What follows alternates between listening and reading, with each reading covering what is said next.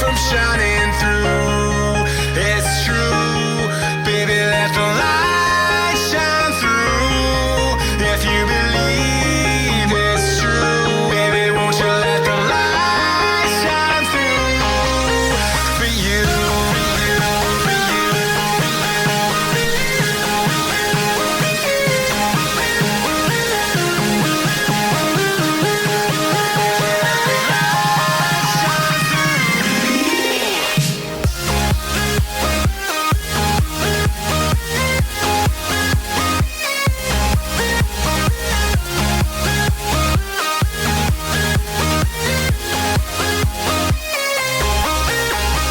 Eyes in the sky, gazing far into the night. I raise my hand to the fire, but it's no use, 'cause you can't stop it from shining through.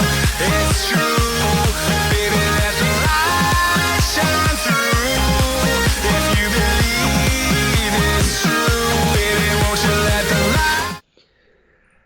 Good evening there, and welcome to the latest Elite FPL podcast, where myself and Jason will be going through Gameweek 5, predicting the scores, looking through the history, and of course showing you our team selection. But more importantly, as you would have seen last night, myself and Jason, we did an impromptu podcast. Because why? Because Jason hit that wildcard button. And Jason, good evening to you. Good evening, everybody. And how are you finding your wildcard selection so far? Absolutely awesome. I'm actually okay. I've been working all day today. It's been on my mind. I've made about 40 different drafts. 40? About different combinations. Only a lot of them very similar, of course. But I think I've settled on something now that I'm actually I'm quite happy with. I'm happy to share with you. I think I'll wait until after the we'll get through the predictions, and then I'll reveal my team. Yeah, absolutely. Yes. I mean, like we say, tonight is our preview show. We love to go for our predictions, and as ever, just to let you guys know that we will be taking one of you guys live on air to join in with myself and Jason predicting what you believe the results will be. So if you want to be part of the show, you will be entered into, well, let's be honest here, the competition with myself, Jason, regarding who comes out on top, who will be the best caller, basically. At the moment, it's Block FPL. So Block FPL has had the most points so far right. And more importantly, Jason, you've created a score predictor game for the elitefpl.com website. Do you want to tell our listeners how they can get involved? Right. So right now, I've got up on the screen as we speak. It is the Elite FPL Predictions, where you can basically join myself, Stevo, and the rest of the Elite FPL community in a leaderboard. It's very simple, very straightforward. I think it's working. I'll just double check, because for some reason it wasn't then. Here we go. I don't want to log out, but I'll have to log back in again now. Yeah, so this is it. Points are calculated every game week as per normal. 3 points for a correct score, 1 point for the correct result. If you can make your predictions. Once you've saved your predictions, you can literally you can change them at any time up until an hour before the kickoff. Exactly same as FPL. You can change your predictions and save them up to an hour before kickoff, and then that's it. You're committed, my friends. And basically, there is a leaderboard, and let me show you the leaderboard. We've got quite a lot of people. Last I checked, it was well over 100 people signed up for this leaderboard, and it's going to be really, really interesting. And what we're going to do, we're going to make it interesting for you guys. So the leader every month for this leaderboard will have a merchandise item, an Elite FPL merchandise item available for them. This month is the Pookie Train t-shirt, available to the winner of this. Well, I say this month. The end of this month will be the winner for that t-shirt. So starting from this game week to the end of this month, There you go. Get yourself in to that. Sign up. It's absolutely 100% free, and it'll be cool to see how you guys get on. As I said, a lot of people already signed up. And Alex Follow, how you doing, bro? How's it going, man? I will destroy double accounts if I find anyone making more than one account. Absolutely. But I probably should log into this. So yeah, Steve-O, we will go into the predictions now. Let me just quick log in. Yeah, and obviously Jason's just explained the format of the website score predictions point scoring system. My scoring prediction quite simply goes like this. So you get 1 point for correct outcome, you get 2 points for getting close enough, and you get 3 points for bang on the money. When doing the predictions, I go through what the history is suggesting the score will be, and also I've actually entered the history team into the EliteFPL.com score prediction game. And also, just to make people aware that I also add a statistic, a common theme that has happened in the corresponding fixtures throughout the last 6 game weeks. So the history is reflecting the last 6 fixtures the two particular teams have played against each other. Now that could include friendlies, FA Cups. It doesn't matter. It's just those 6 fixtures. And interestingly, these statistics have actually come up trump. So, for example, in game week 1 of the little statistics, it got 9 out of 10 correct. Game week 2, it got 6 out of 10. Then it keeps going down, to be honest. Game week 3, it was 5 out of 10. And game week 4, it was 4 out of 10. So this week, it will be 3 out of 10. But yeah, it'd be wise for people to listen out for that statistic as well. Also, I've picked the more popular players for captaincy. And I know FPL Booner will be pricking his ears up as to hearing who the history suggests should be your best captaincy pick. Because for the last 4 game weeks, the history has come out on tops regarding which captaincy you should go with. So, Jason, let's go and choose somebody from the waiting room. We've got 2 people in there at the moment that will come on live to join us for predicting Game Week 5's scores. Who do you want to go with? Will it be young Matt or Anish? I'm going to go with Anish. Brilliant. Good evening, Anish. You're live on the Game Week 5 preview show with myself and Steve-O. Are you there?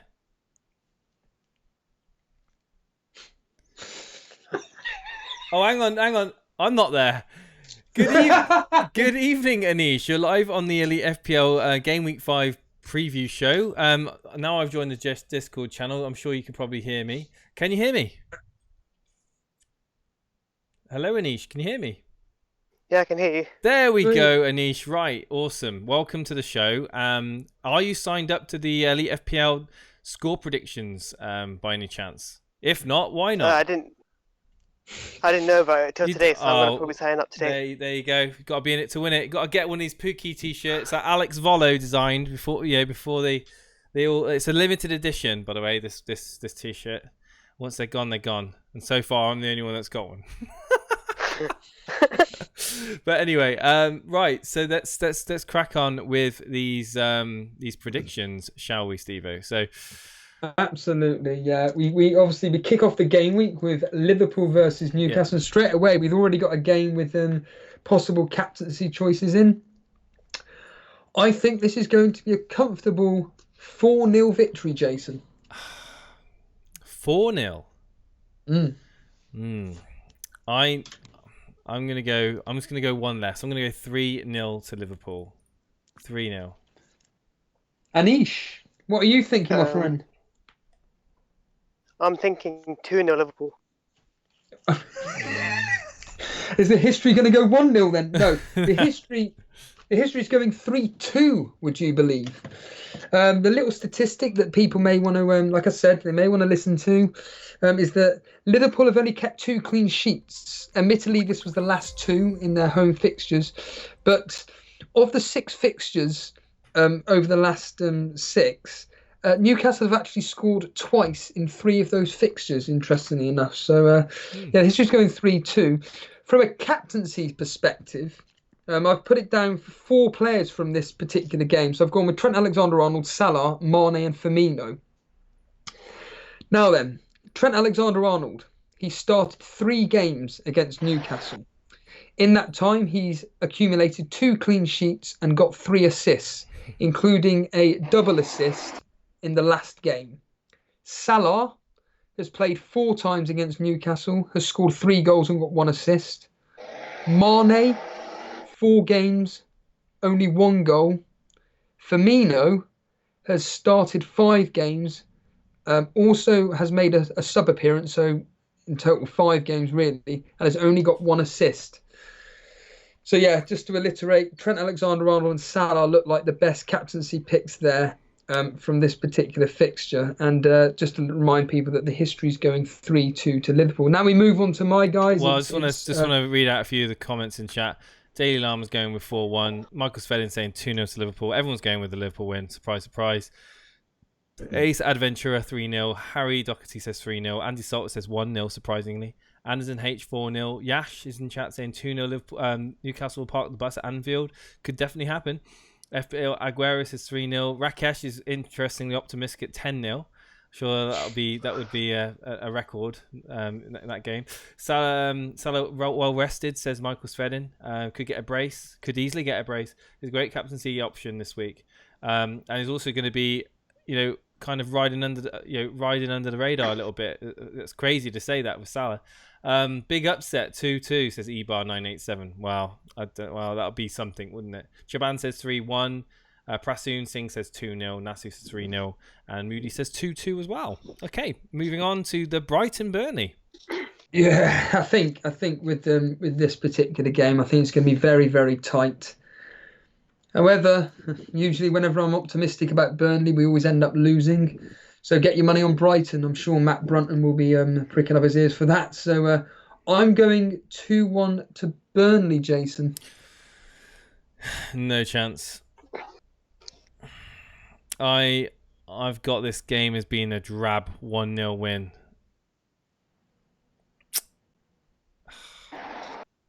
But who to?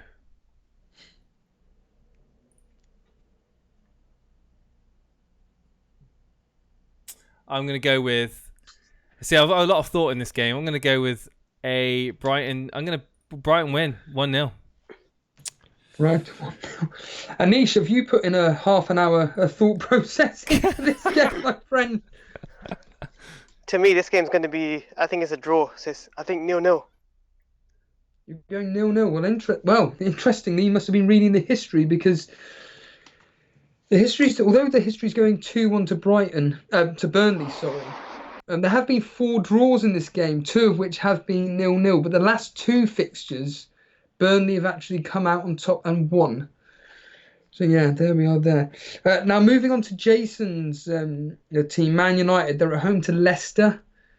And I'll let you predict this game first, Jason. What are your thoughts on this game? Well, United aren't going to get a clean sheet, put it that way. And if you've got Wan-Bissaka in your team, then hold your hands together and pray. I think it's goals for both teams in this game. I think it's going to be 2-1 Man United. 2-1. See, I've gone the opposite. I honestly think this is going to be the start of Solskjaer's don't say downfall. Downfall to be sacked. No, man. I think that Leicester are going to... I'd like to think that they'd win. I've gone 2-1 to Leicester. I think they should win, because I just think Man United are a bunch of clowns at the moment. And yeah, it'll probably end up 1-1. I think they'll probably end up cancelling each other out. But I think Leicester should win this 2-1. Anish, your thoughts on Man United versus Leicester? Again, I'm going to go for another draw. I think 2-2. 2-2, okay. 2-2, a high-scoring game. Well, the history is going 2-1 to United. Man United are actually unbeaten in the last 6, and they've won 5 out of the last 6 here, with there being 3 clean sheets in there. So moving on to Sheffield United versus Southampton, one of the more drabber games of this particular game weekend. I just think that it's going to be one of those where either Sheffield United are going to get caught out and Southampton will actually win a game, or they'll cancel each other out. And I think they're going to cancel each other out, and I'm going to go 1-1, Jason. I don't think it's going to be a high-scoring game, same as you. I don't think Southampton are going to score. I think Sheffield United's defence is good enough to keep them out, and I'm going to go with a 2-0 win, Sheffield United. 2-0. Anish? I'm going to go with 1-0 Sheffield United. Well, you're agreeing with a lot of people in chat there. If you want to read out a few comments in chat, James, because it just looks absolutely. like 0-0. There we go. Anurag says 0-0. We got awesome. I don't know who that is. I can't see the part. Harry Doherty says so awesome. You say 0-0. Harry Doherty 1-0. Yassine seeing 1-0. We got Anderson H 0-0. Nasu 1-0. Lundstrom. I'll take that. Michael Svedden says 2-0 Southampton. Andy Salter says 2-0 Southampton. Golden says 1-0 Southampton. Wow, okay. 3-0 Lundstrom hat-trick and a clean sheet. Okay, someone owns Lundstrom. Boona says 1-1. Owen Wright says 1-0. Zip Zap Zag says 1-0 to Sheffield United. Resi Desi also says so. Yeah, Jason loves home wins. I do like home wins, and I just think Sheffield United are a great team. I think they are a really good team, and I think they're going to edge it by 1 or 2 goals. I'm going to go 2 goals. Yeah, history's going 2-1 victory to Sheffield United. 3 of the last 4, though, at Bramall Lane have resulted in a clean sheet. And there have been a lot of red cards in this particular fixture. There's been 4 red cards. So has Anish got the police on him at the moment? Anish? Yep. What's going on there? The police. Just I'm out and there's someone's alarm's gone off. Car alarm, mate. Anish, what do you think of the Sheffield United Southampton game? He went 0-0. Oh, sorry, there you go. No, I went 1-0 Sheffield United. Oh, 1-0, sorry. 1-0 Sheffield United, Tottenham and Palace, sorry. Tottenham Spurs, yeah.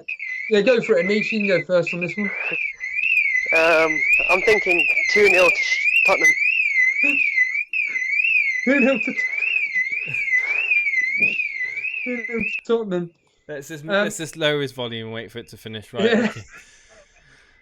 Right. Anyway, Spurs Palace. I think that this is gonna have 3-1. Well, 3-0. 3-0. I don't think Palace is gonna score. 3-0. Yeah. Wow, I think it's going to be really, really tight this game. I'm going to go Spurs edging it 2-1. The history's going with 1-0 to Spurs. There's been 4 1-0s in this particular fixture over the last 6. However, the last 2 fixtures have featured a 2-0 victory for each team. So, yeah, it's going with 1-0 to Spurs there. Moving on to Wolves versus Chelsea, and this is, for me, the hardest game to call. I think this could either be goals to Wolves, or they're just going to cancel each other out in a very low-scoring game, and that's the way I've gone. I've gone 1-1, Jason. I'm going 2-1 Chelsea. 2-1 to Chelsea. That's not a home team winning for once. There we go. Anish. I'm going to go 2-2. Oh, another draw. Wow. A lot of people saying 1-1 in chat. FPL Aguero 1-1. Clement Leroux 1-1. Israel's saying 1-1 as well. We got Awesome in chat saying 2-2. Golden in chat saying 2-2. Chaban saying 2-2. Well, not many people saying Chelsea to win, actually. Well, nor does the history's going 2-1 to Chelsea, but that's more based on the previous overall aggregate score here. Whereas in the Premier League, the last 3 have been 1 win for Wolves, a draw, and a loss for Wolves. So it really could go either way there for Wolves, really. Now then, on to the big game everybody's talking about. It's Norwich at home to Man City. Oh. Jason said last night 8-0. Yep. Are you still sticking with that prediction, my friend? I'm gonna. You know what? I'm gonna go 8-0. 8-0. Yeah. Tell us why. Please. I just think tell us. The injuries to the Norwich defence, the fact that Norwich aren't set up to defend. They can't even park the bus if they wanted to. That was a point that was made last night, quite rightly so. I just think Man City, it could be one of those games. It'll be 8-0. Like, if Man City wanted to score for fun, I think this game is set up for them to just score for fun. And you know what? I can see it happening. And this is the whole defining moment for me, bringing Aguero in and just chopping my team up, just because I just think this game is just too hard to ignore. I really can't ignore this game. I ignored last week's, and I can't ignore this week's. There you go. Well, to be fair, I'm actually going 2 less than you. I've gone for 6. I just, everything that you've just said, I air exactly the same. I think that if Man City really want to, if they want to, if it's like I don't know, don't get me wrong, it could be a case of they score 4 goals, you know, after 50 minutes, they might just start to just pass the ball around for the last remaining, segment of the game. I mean, it seems to happen with City that it all depends on how thirsty they are for goals. I mean. It's one of those. I mean, Awesome Tyster has come in. Does he triple captain Aguero? Well, you made this point that you would if you I put 0. I put Andy Salter. I put 8-0 Man City. That's what I honestly think it could be. I honestly think it could be 8-0. I'm not messing around. If they wanted to score 8, they can score 8. I'm not saying they're gonna, but that's what I think that they can do. So I'm gonna go for it. What are your thoughts though on what Awesome Tyster has said about triple captaining Aguero? It's an opportunity. This is an opportunity to triple captain right now. That's. Oh, thanks for you. Yeah, there you go. I think that if this was at Man City's ground, I'd be more confident with my 6-0 victory. I mean, I've said 6-0 because I only went with that because I've said it since 2 weeks ago. Reality is, I think this could be like 3-1, 2-1, 3-1, maybe 4-0, something like that. Yeah. Because it's at Norwich. But Anish, what are you thinking this particular game? They can't shut up the shop, Andy. They can't defend against City. Not with that. I'm thinking because of what the comments that the Norwich manager's made, that he's not going to change his style of play. No. Against any opposition. So they're just going to go all out attack, really. So I'm thinking 5-0. They've got one game plan, Norwich. That's the thing. They're going to suffer against the like of Man City, Liverpool, Arsenal, especially fast teams. I think they're going to really suffer because they're going to try and go forward. They're going to try and play, counter-attacking, and I just think they're going to get decimated. I really do. Well, the history's going 3-0. Although the last 3 at Carrow Road have ended. There's been 2 0-0s and 1 3-0 to Man City. Man City in the last 6 have only won 3 matches versus Norwich. So could this be one of the accumulator busters where actually Norwich hold out for a draw? And all of us people captaining Aguero, Sterling or Kevin De Bruyne are going to be completely faces in hands, all this malarkey, and regretted it. I mean, moving on to the history regarding captain choices, it's Sterling, Aguero, Kevin De Bruyne. Sterling has only made 2 substitute appearances versus Norwich and has returned absolutely nothing in those 2 sub appearances.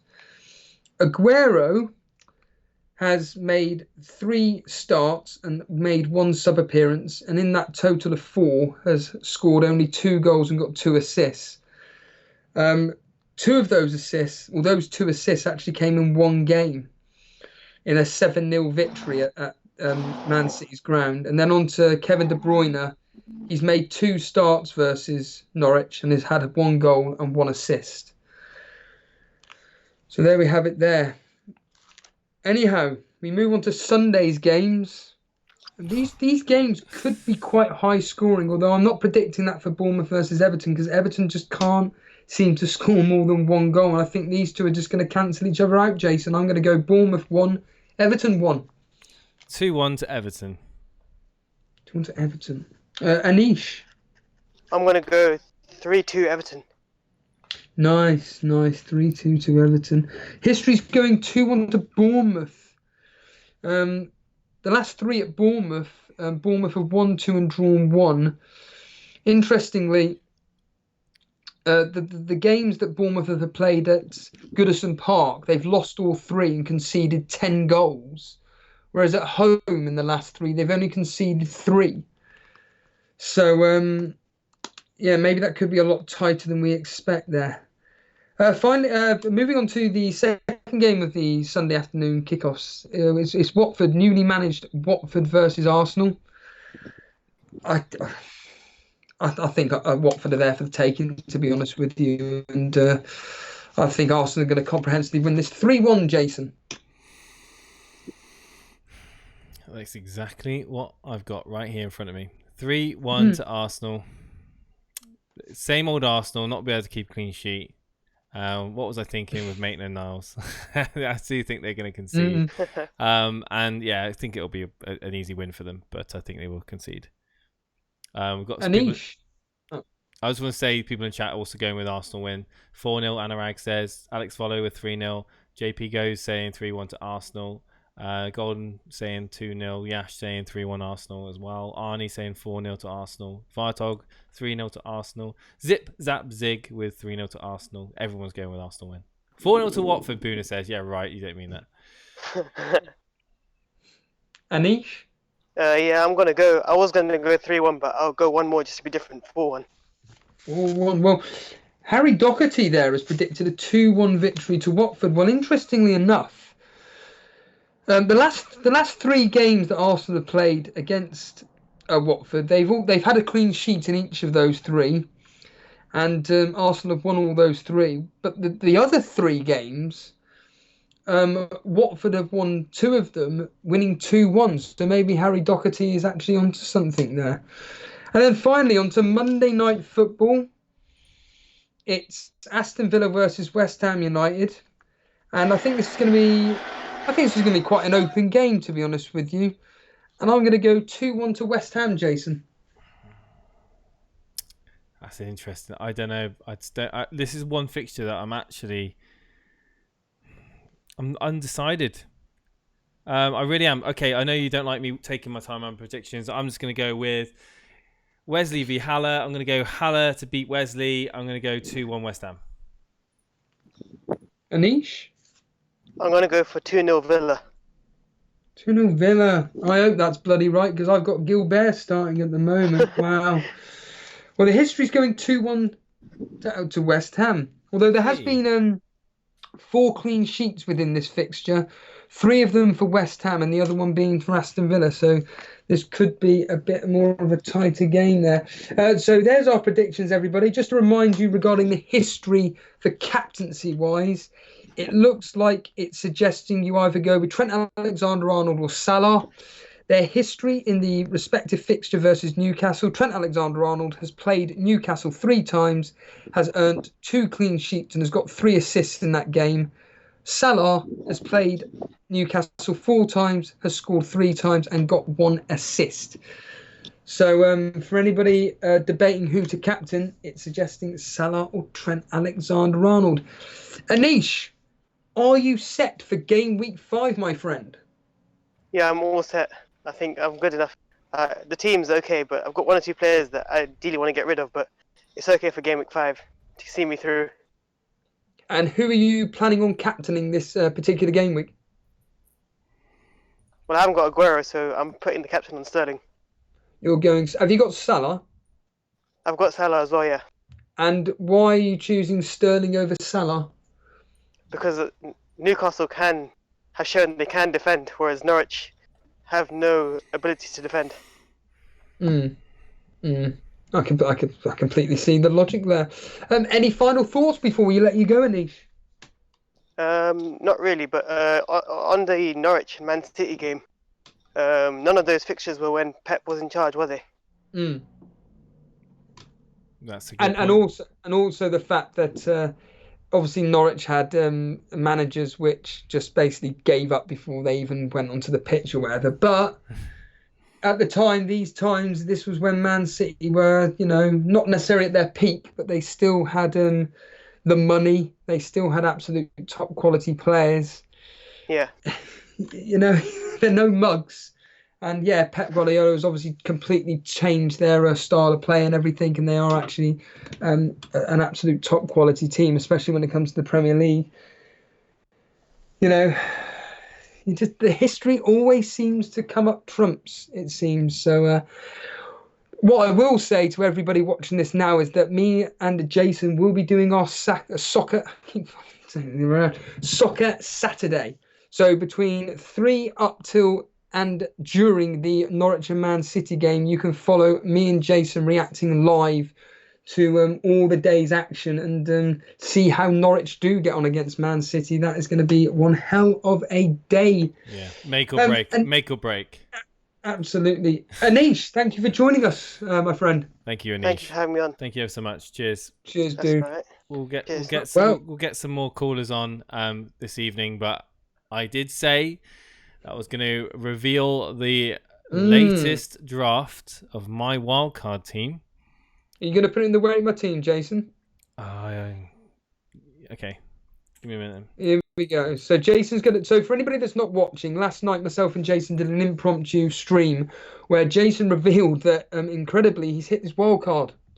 And we had this... And I'm telling you now, last night's stream, all credit to everybody that joined us last night. I personally thought that was the best stream that myself and Jason, along with you guys, the callers, have done so far this year. So thank you for making such a great podcast last night, because I was just listening with intent when I was just watching the replay, and some of the callers we had on with their insight and everything. And this is what's so amazing about Discord and bringing on callers, is that the wonderful information that we receive. And I know it was kind of confusing Jason with his choice selection and everything, but there were so many valid arguments what Jason was doing, and Jason's stuck his team in the Rate My Team. And for anybody that doesn't know what we're talking about regarding Discord, the link is in the description. I'm sure somebody will post the link into the description. But Jason, I'm sure he's got his team up on screen, and well, a 4-5-1, Jason, eh? A 4-5-1. Do you want to go through for people listening on audio who you've gone with and why you've gone with this particular team? I took the feedback from last night. I wasn't 100% set on the team last night. I think when I spent so much time reflecting and going through different combinations, I really think that I've kind of nailed the balance right in order to have the likes of Salah. I mean, I have the fear factor of missing out on Salah. Having Salah in just makes me feel more secure than having the likes of Firmino and Mane. Believe you me, I've been playing with Firmino and Mane in my team on and off now for what seems to be like an age. And I've gone sideways on a few positions to players I think are really top players for the team, and also spent the money wisely. I've got Peters as well in the team to free up for Lundstrom next week. And Pookie Train is dead, guys. Pookie Train for me is gone. I've got him out. I've got out Pookie. I've not gone with Cantwell. I listened to what you yourself and who was it who was talking about Iwobi. He's doing really well at the moment. He's in a bit of form at the moment, and he wants to kind of prove, that Arsenal were wrong to sell him. So I feel that, against Bournemouth, I think that game, I could see Everton scoring 1 or 2 goals easily in that game.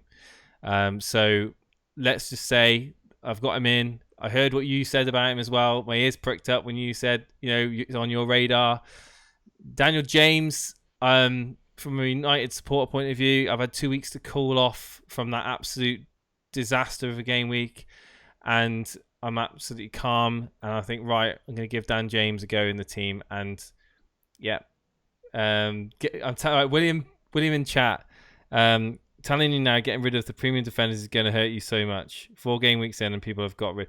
Come on the show, my friend William. Come on the show, and tell me this to my face. At the moment, you're surmising. I think at the moment you're just basically. You're stating something which you can't back up. At the moment, I'm more than happy with the selection I've got. Sergio Aurier, baby. Blame Boona. No, I think that Walker Peters. Wow, the defense. Yeah, this is a good defense. What are you on about? It's a great defense. Getting rid of TAA. Yeah, well, it could bite me, but I'm relying on points elsewhere. Boona likes my team, but I don't know if he's saying that as a rival or not. Come on in there. Yeah, come on in and grill me. That's fine. Coleman points. Well, okay. Well, before his leg break, Coleman was almost in everyone's FPL team, and I still think he's a great player. And it's not like he's a million miles away from Dinier's points over seasons. Dinier is obviously on set pieces, but I just think that I'm on the defensive. Everybody's probably against me. I don't care. I don't care what you think about my team. It's fine. There you go. It's enough of my team. Steve-O, what? Okay, before we go on. Well, hold a minute. I haven't even thrown in my 2 cents regarding this team here, and I just look at it, and it's that upside down L shape. From Aguero up, turn right to De Bruyne, Salah and Sterling. That's where your main bulk of points are coming from. Mm-hmm. They're your, as what I always say, your consistency of point scorers. You've then got Iwobi and Daniel James, who at the moment are on form. That's without question. You've got Iwobi that's started 2 games, he made 1 sub appearance. And then his first start, he got a goal. But prior to that first start, he started in the League Cup and got a goal. The words from Marco Silva are suggesting that he is going to be attacking. That's what he's going to do.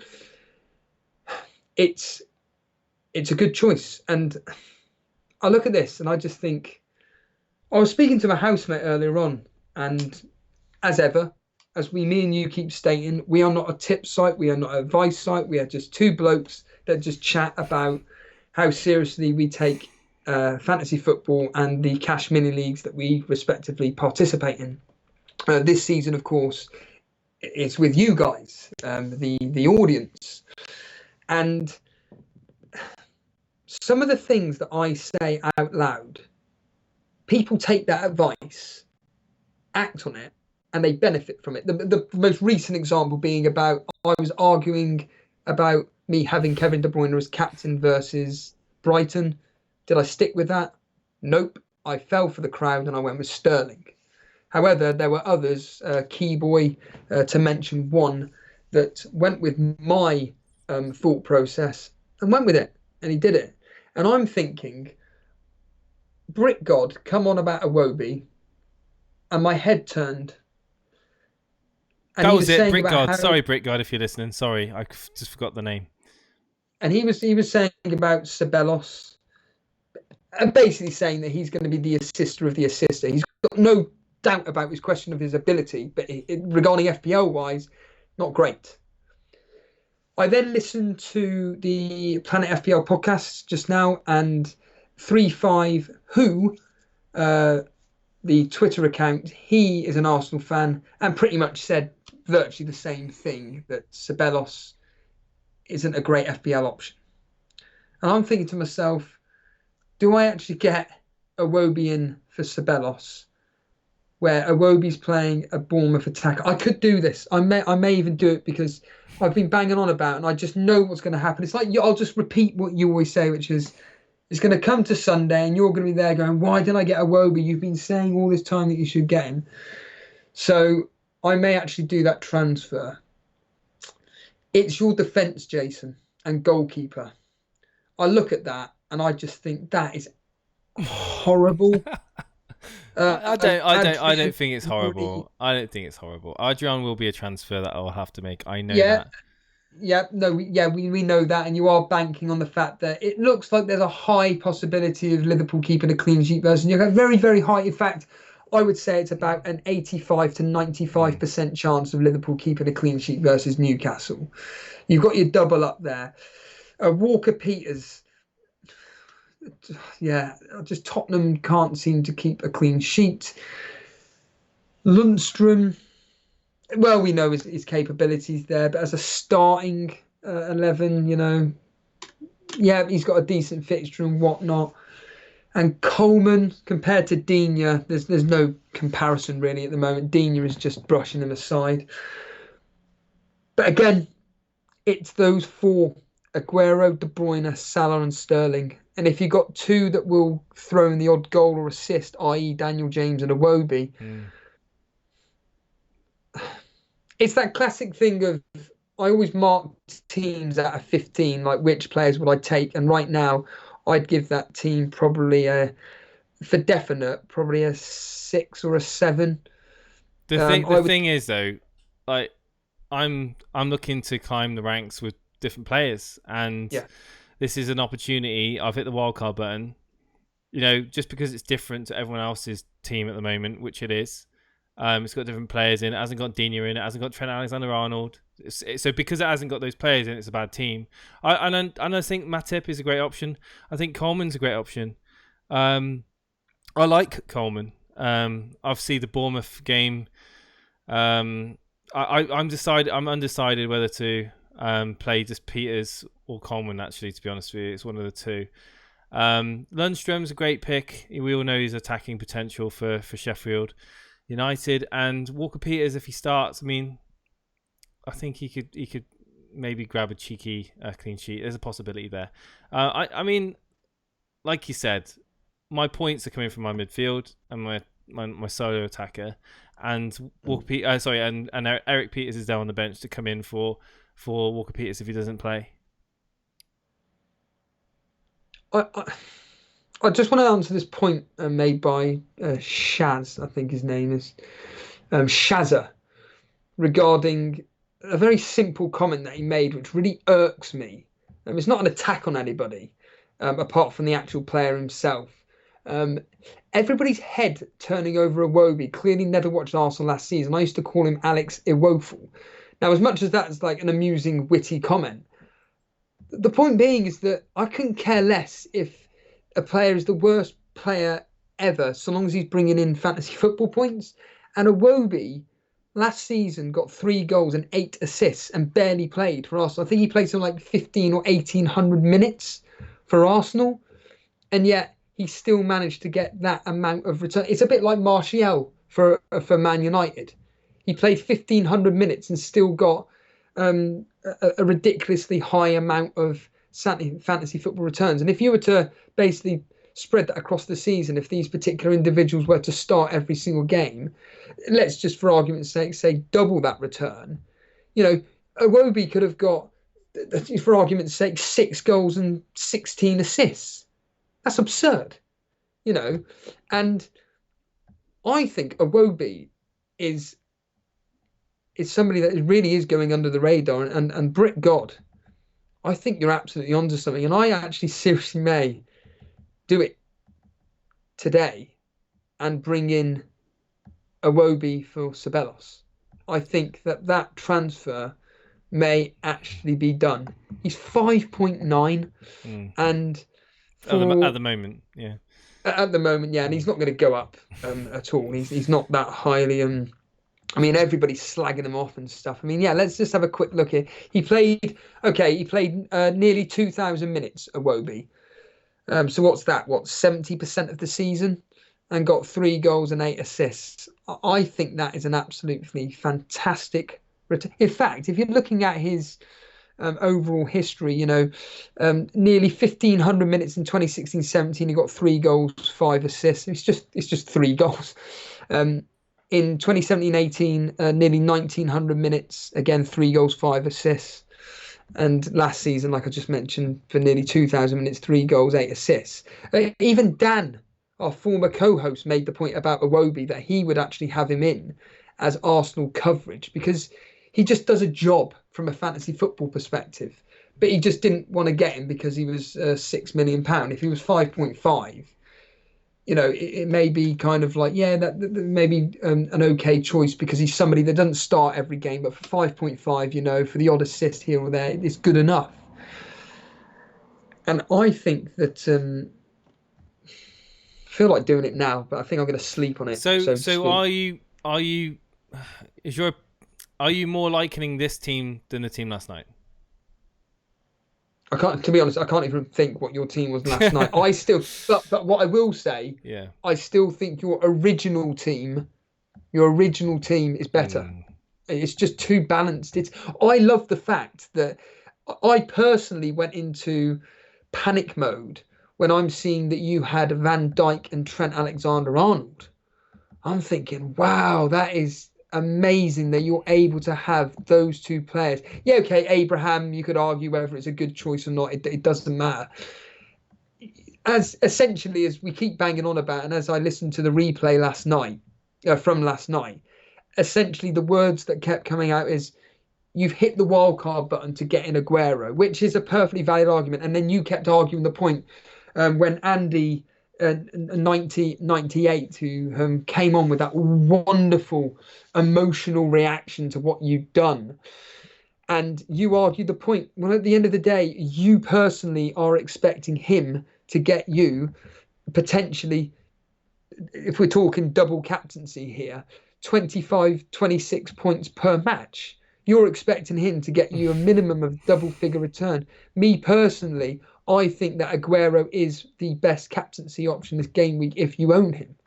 I don't own him, so I'm going to have to go to the next best thing, which is Sterling. People have got short memory. People got a short memory of Aguero, and he is. I said last night, and I'll argue till I'm blue in the face.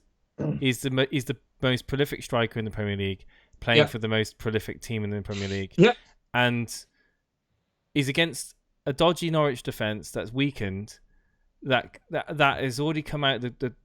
Farke's already came out saying he's not going to sit part of the bus. He can't really part the bus with that team anyway. All the ingredients are there for Aguero to explode. Yeah. Whether or not he does explode or not is another thing. Am I going to be really that gutted? Honestly, I'll be very disappointed. But I still stand by my logic. I feel that I've thought it through, and I've put my cards on the table right now. My cards are on the table. It's do or die. It is literally Aguero or bust for me right now.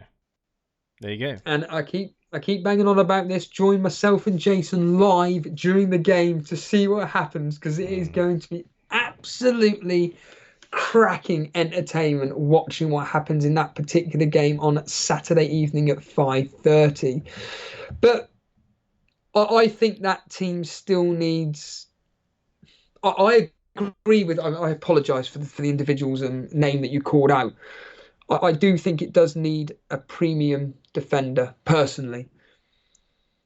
I just think that premium defenders, they like, for example, Trent Alexander-Arnold, Van Dijk, they get you the potential of getting an assist or a goal. That's it. That's the only thing with premium defenders, and that's obviously why you're paying that money.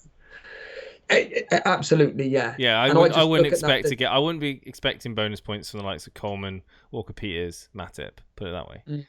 I still stick to my guns, and we will do the maths. I could be proven completely wrong. And I said this to my housemate earlier on, based on the fact that I seem to jinx everything. I bet you end up, because knowing your luck, let's be honest here, you are a very, very lucky guy when it comes to fantasy football. And you will probably end up getting 100 points this game week, whereas people like myself, FPL Boona, Daily Llama, and various other members of the community get like 40.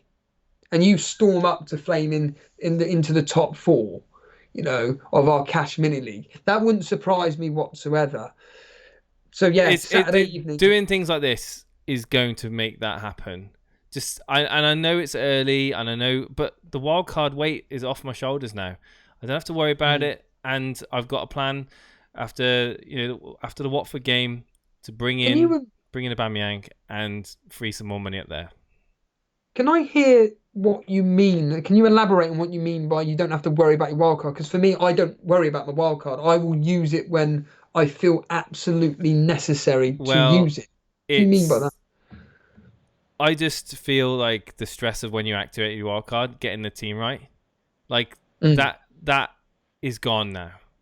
And I set my team. I've got my team, and I can just focus on making the odd change every game week, and not have to like plan for when would be the best time to use my first wild card, and I don't have to worry about going through that strenuous decision on setting a new team up when the time comes.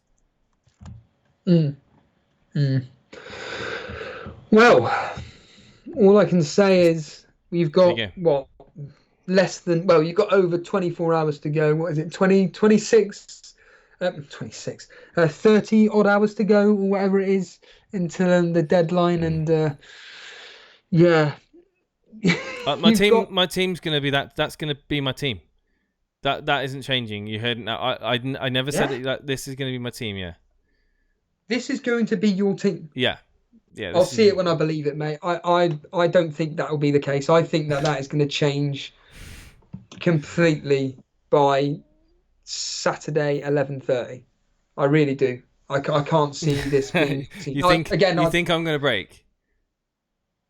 I don't think that defense is going to be the same. I really don't. I can't see you sticking with that defense. I mean, but if you go, I'm not taking Sterling out of my team. Dominic Jervis, no chance. I've lost $1 million in team value, by the way. Do you know that? Wow, really? I literally don't care. I don't care. I'm just gonna make these. I'm gonna make the changes that I feel that are gonna get me the points, and there you go. And not having a premium defense, we'll see how I do, ladies and gentlemen. We'll see how I do. Come back at the weekend and give me all this lecturing about how I should have a premium defense. I look forward to it. I look forward to you telling me, guys, how I needed Trent over Matip, and how I needed Digne over Coleman, and how I needed Van Dijk over Adrian, who's going to play one game for me, and then I'll change him out to someone else like Pope. But I look forward to it. Let's do it. Anyway, let's bring on some callers. Yeah, absolutely. Yeah, let's hear what our callers have to say, not only about your wildcard team, but how they're feeling ahead of game week 5 at the moment. Blimey, there was about 500 a minute ago. Now it's dropped down to about 2. So it's up to you, Jason. Egham ahead or King Teister to start with. And if anybody wants to join us live on the show, just like Anish did earlier on, just to get into the Discord waiting room. We're on till about 10 o'clock. So we got about 40 minutes or so to get your calls in discussing your teams ahead of game week 5. Okay, it's Egham ahead. I love you. It's Agama. It's like, I thought it's like, how do you? It's Egham ahead. Is that what you said? Egham ahead. Patriots the new. Right, Anurag's here.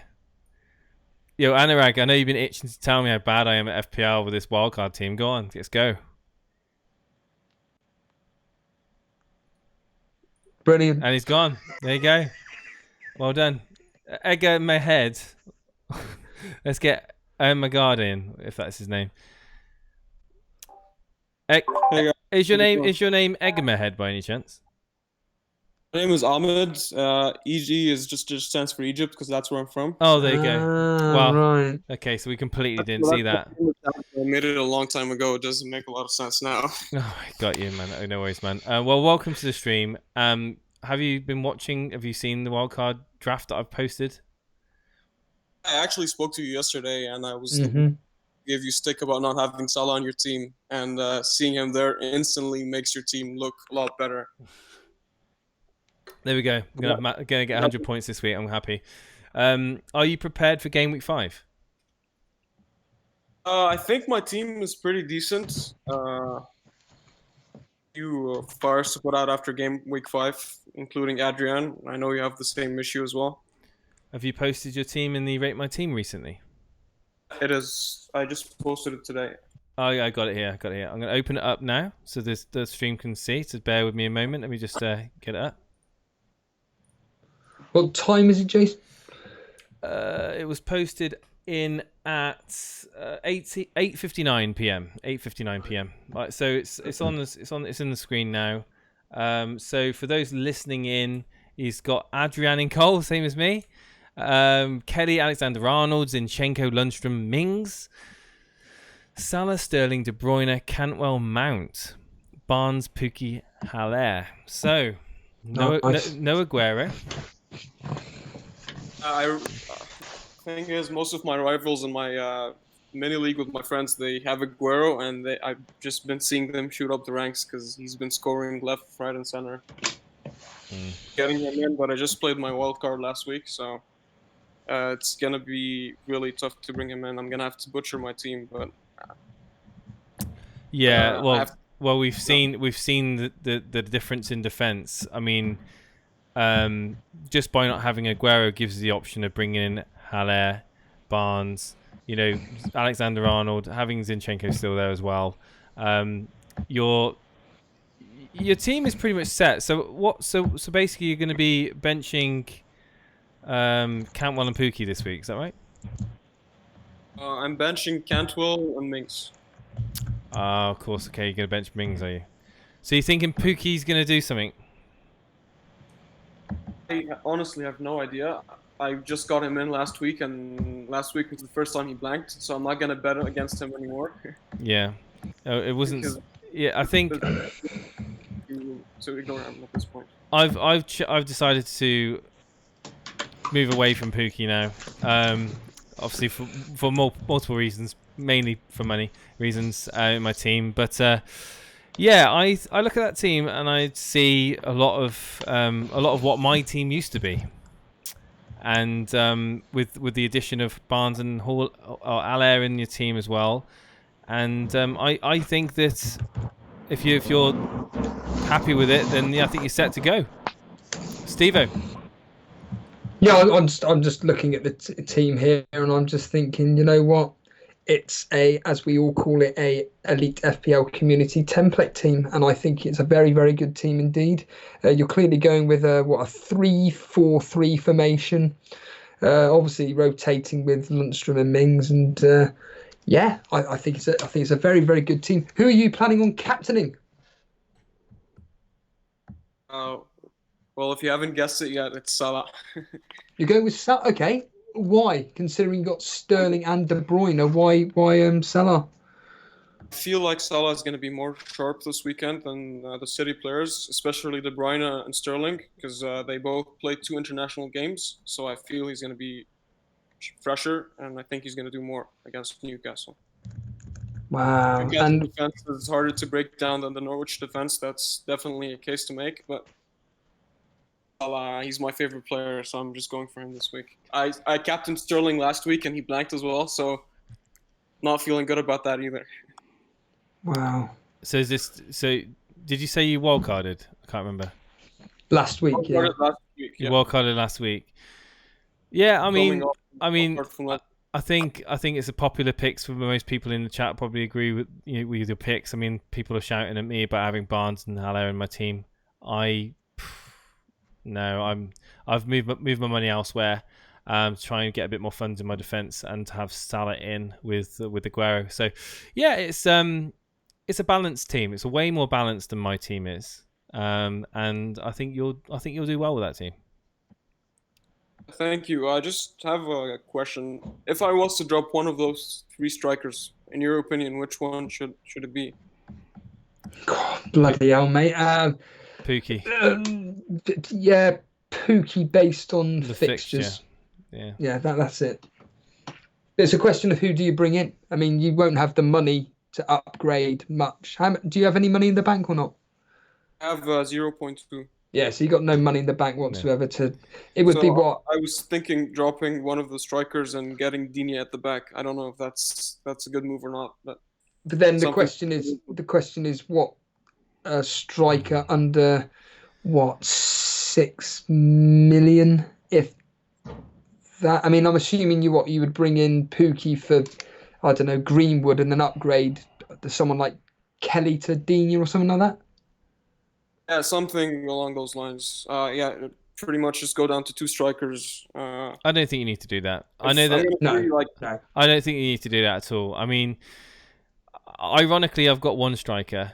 I got rid of Pookie to free up funds, but in this occasion, I'm not actually gonna say to you to do that.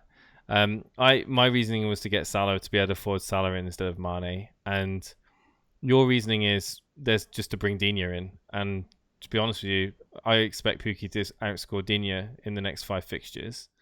I certainly wouldn't be taking Pookie out to Digne. Argument, yeah. And then replacement for Adrian, I'm thinking Pope. Do you guys have any other suggestions? That's what I'm doing. Basically, Pope. Yeah, Adrian to Pope. Nice and simple. Keep it simple, I guess. Yeah, keep it simple, my friend. Yeah. It's either him or Tom Heaton. Yeah, personally. but I And I think that Pope's fixtures are better.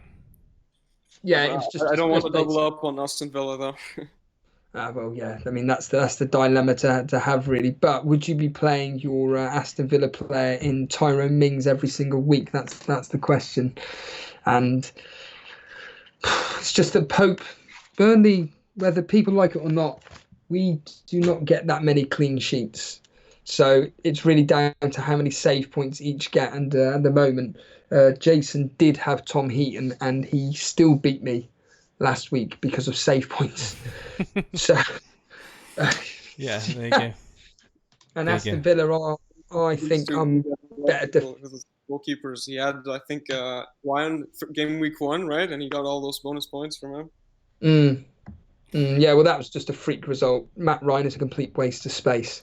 So I don't bother with Matt. I won't even look at Matt Ryan, to be honest with you. It's going to be Pope or Adrian, like you've already got, or the Tom Heaton that we just mentioned. Yeah, there's no one really else to bring in. Thank you ever so much for coming on the stream and sharing your team with us. Thank you for having me.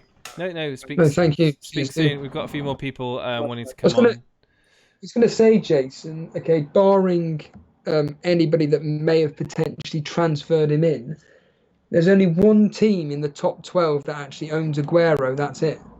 So, including yourself, only 2 teams in the top 12 in our Cash Mini League own Aguero. This could be season defining, my friend. Yeah. This has got all the. This is the recipe. I mean, I'm interested to know how many people watched the stream and panicked to get Aguero in as a result. It'd be interesting. But a lot of people, you say that, a lot of people in chat have actually said that because of last night, they've hit the wildcard button because of you. Yes. No, I am not going to advocate that. It's too late to wildcard now. Anyway, let's bring Chris Judge in. Chris Judge, you are now live on the Gameweek 5 preview on the Elite FPL podcast. How are you doing?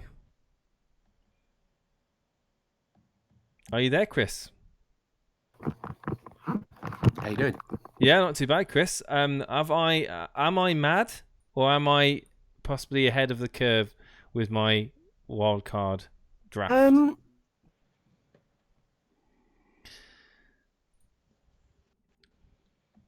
Okay, you muted yourself.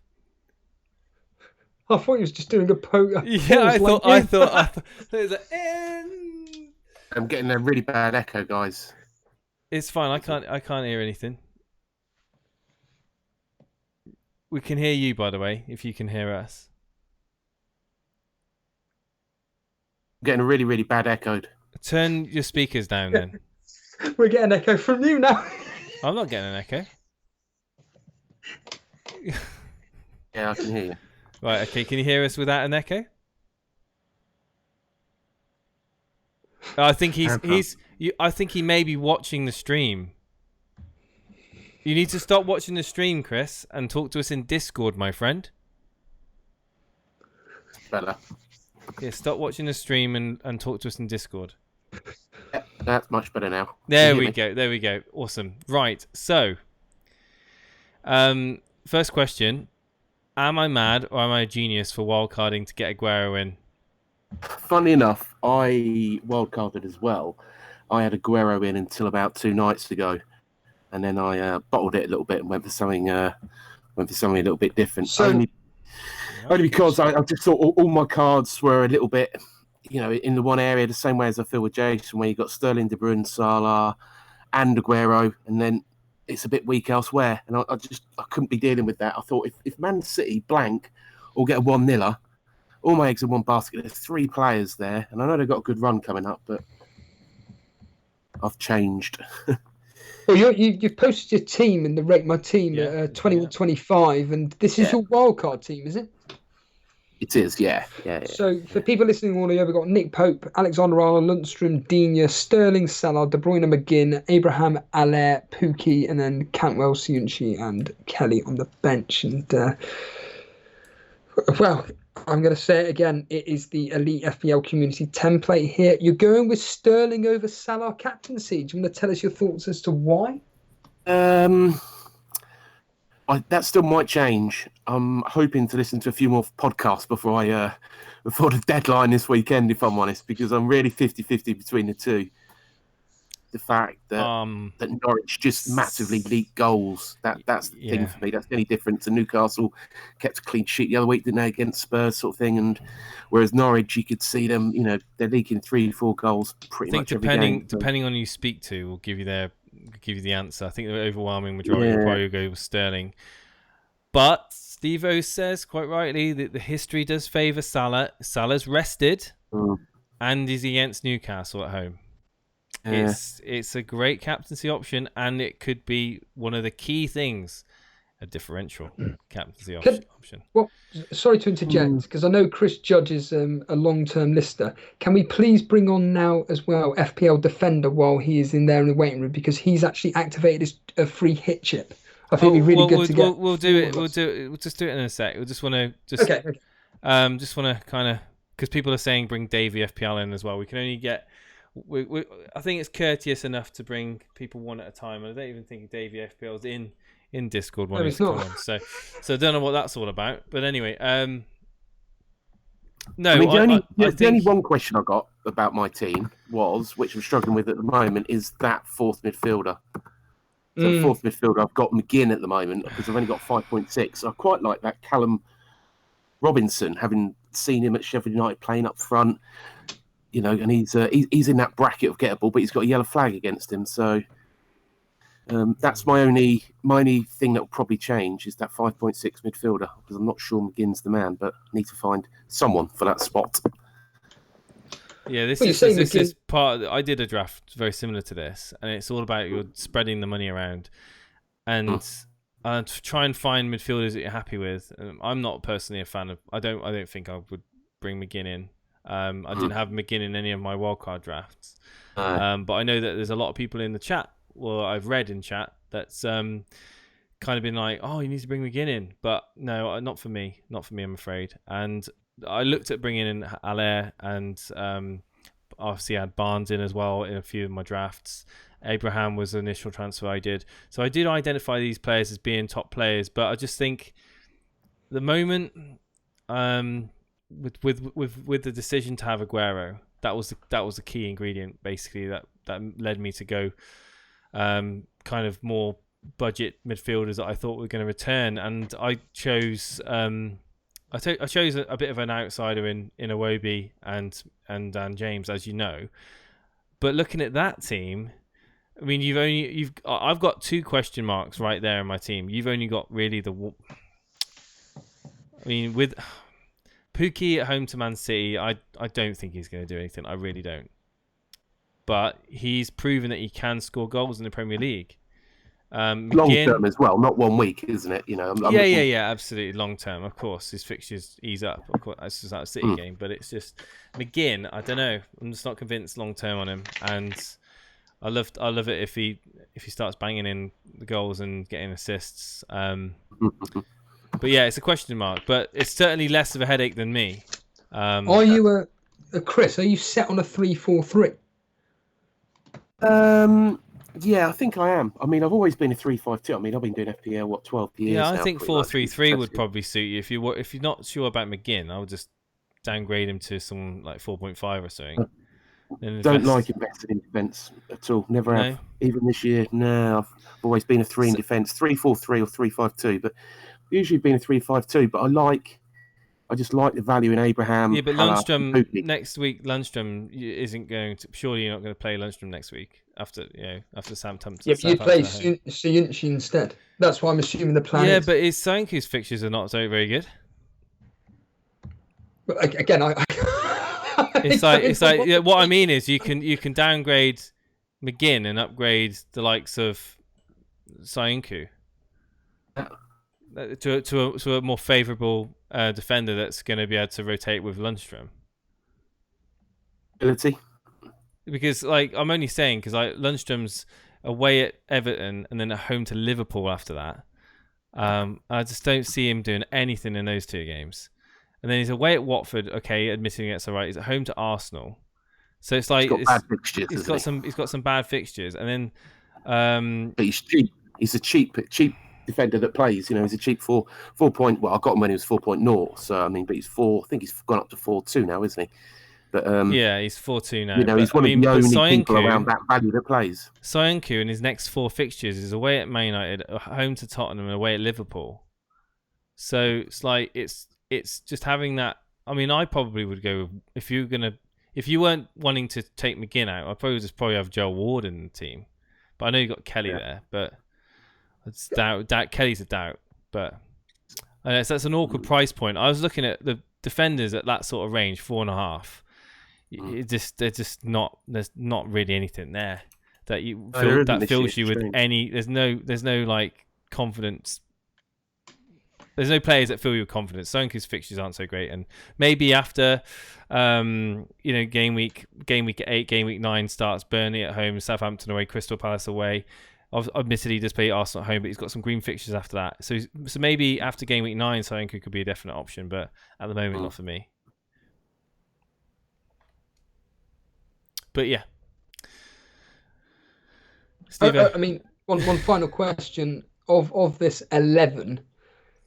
How many are absolute definites to be in this team by the 11:30 deadline on Saturday? The only thing that will change would be McGinn, potentially Kelly, Sonoku. Them two might change around a little bit, but I mean, Digne and Alexander-Arnold are going to be in the team. Salah, Sterling, De Bruyne, and Cantwell will be in the team, and the 3 forwards will be in the team. So it's really, McGinn and possibly. I mean, I quite like the idea of what Jason just mentioned about potentially downgrading McGinn and upgrading someone to Wan-Bissaka, or he's 5.6 or someone like that. Who's going to get more points come the end of the season, Wan-Bissaka or McGinn? So, yeah. Well, the way it's going at the moment. I think another option you could consider if you're set with Abraham or not, I don't know. But there's also the Barnes. You can always downgrade to Barnes and free up money that way as well. And then you could do it that way. But yeah, other than that, I mean, just have a think. But those are some of the options. I certainly wouldn't be saying to bring Wan-Bissaka in. I can't stand United's defence at the moment. Anyway, but thank you ever so much, Chris, and speak to you soon. Cheers, buddy. Cheers, guys. Cheers, mate. Cheers, dude. Amazing. Wow, we've got quite a lot of people wanting to come on the show, so we better get through them. Let's bring in the defender. FPL, the defender. I've heard that you may or may not have hit your free hit. Is that a joke? No, it's not you. No. It's right there. Just above Chris's team, actually. Is 21-25. He said it's free. You've hit your free hit, and let's go quickly through it on audio. It's Henderson in goal. Digne, you're going with a 5-3-2. Digne, Lundstrom, Van Dijk, Matip, Alexander-Arnold, De Bruyne, Richarlison, Sterling, Allaire, Aguero, captain. Why have you hit the free hit chip defender? You're doing really well in our cash mini league. Yeah, I know it happened last weekend. It was a mistake. Late night, dreaming I did something wrong, woke up and saw -16. So something happened on the night. Drink being intaken. Yeah, and I do remember I was like trying to figure out any transfers to do, and I don't know what's happened. So I was thinking, do I take this -16 and Were you using the mobile app by any chance? Yes. Stop using that mobile app. Yeah, I know. It's honestly, don't use it for anything other than checking your point scores. Don't do any transfers on it whatsoever. Yeah. Now that you've literally lost a very important chip. The free hit chip is so vital. People mocking me for using the wild card this week. I mean, I've been reading the comments in chat, laughing at my team selection. I mean, this is a massive chip that you're playing right now. I would take the -16. I mean, what was the team with the -16? That's the thing. The team I had was so bad that I thought that I know that it's good to do the free hit for like a blank game week or something. But but I had like a lot of stuff to do. I had like Bowley, who's not gonna play. I have Wan-Bissaka. I don't know if he's gonna play. I have Cantwell and Pukki, who's gonna play against City. So I was thinking that if I could hit good this game week, maybe not like the free hit was like used correctly or something, but maybe save some fire. I think looking at that team, you're in the same boat as me. Like, now you've done your free hit, you've placed that. Is that captain armband obviously going to stay on Aguero? Yeah. Obviously, you're in the same boat as me. You need Aguero to basically justify your team, well, your decision to free hit, basically. Because if he does not, if he blanks this game week, you've effectively wasted your free hit chip, and God forbid you've actually got negative points on your previous team as well. So it's like a double whammy. But that being said, no.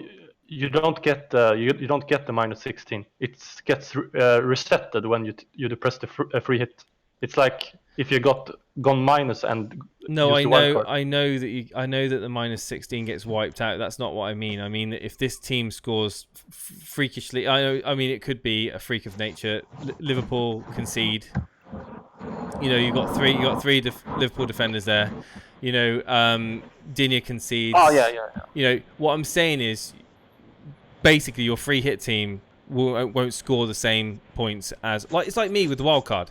My wildcard team, like Steve-O's already said, that he's going to be looking closely at how my previous game week 4 team performance would be compared to my wildcard team, just to see if it was worth it. I'm saying the same for you, that your free hit is vital that Aguero scores big for you. It really is, because now you've done that free hit. There's no going back. You're committed. But me and you, my friend, we're going to be absolutely praying on Saturday afternoon. Yeah. Honestly. Yeah. I mean, I think that I didn't have any Liverpool defenders, so a clean sheet or any attacking returns and Aguero deliver, and counting in the -16, I think it was worth it. Well, let's hope it does pan out to be worth it. It's all on Aguero. It's a bit of a theme this game week. I think Aguero or bust for a lot of FPL managers out there. Just one quick question. Why Richarlison? Well, I was thinking about maybe playing Barnes, but then again, he's yellow on the. It says that he is injured, and he was the best at that bracket I could bring in, and maybe you guys have any other options. I mean, for the players you've gone with, I mean, Digne, Van Dijk, Matip, Robertson. I mean, I would probably go TAA any day over Robertson. Maybe you're seeing the wrong one. I have Trent. Oh, well, I must be seeing the other one then, because I'm seeing Robertson on my screen, but that's fine. Anyway, because of the money that you've got in, ironically, it's the opposite to me. Well, because obviously the difference between me and you is that you've got the money in your defense, and I've got Salah. So basically, me having Salah, I've had to basically shrink that money out of my defense. Whereas, you are like, it's me putting my eggs in one basket, but it's also you putting your eggs in one basket in a sense as well. So it's going to be very similar. Our game weeks. And if I was to make a suggestion to you, I possibly would find a way of getting Salah in. Hey, Mark Brewer, thank you ever so much. Yeah, thank you. Shot for the Brew twins. Brew and Brewer in chat there. Thank you for that generous £2 donation. It's much appreciated. But yeah, Steve-O, I mean, I'm not sure about Richarlison. Steve-O mentioned Richarlison. What I can say is I'm somebody that looks into what, managers actually say about respective players. And what I did read is that Richarlison, again, he scored 2 goals in his last fixture. He scored in the League Cup. And Marco Silva came out and said he just needs confidence. And once he starts scoring goals, get on him. And I think you could be on. I think potentially it's a bit like with Iwobi, Marco Silva putting his arm around him and saying, I want you to get up front and score us the goals. Richarlison, Marco Silva's come out and said he's full of confidence. He just needed to get a couple of goals. Bang. He scored 3 in 2 games or whatever. And I don't even know how many he scored in the League Cup. But the point being is that he's on form. Get him in. And just regarding Ashley Barnes, I do have some breaking news, everybody. I've just basically clickbaited, but basically he's won our Player of the Month award. So Ashley Barnes is our Player of the Month. But regarding his injury, in all seriousness, based on what I've read, he's fine. He's gonna be fine. He will play. So I wouldn't worry about Ashley Barnes per se. But I think, to be honest with you, Defender, I think that you've gone with a good, nice differential in Richarlison, and all I can say is I wish you all the luck in the world choosing him with that free hit.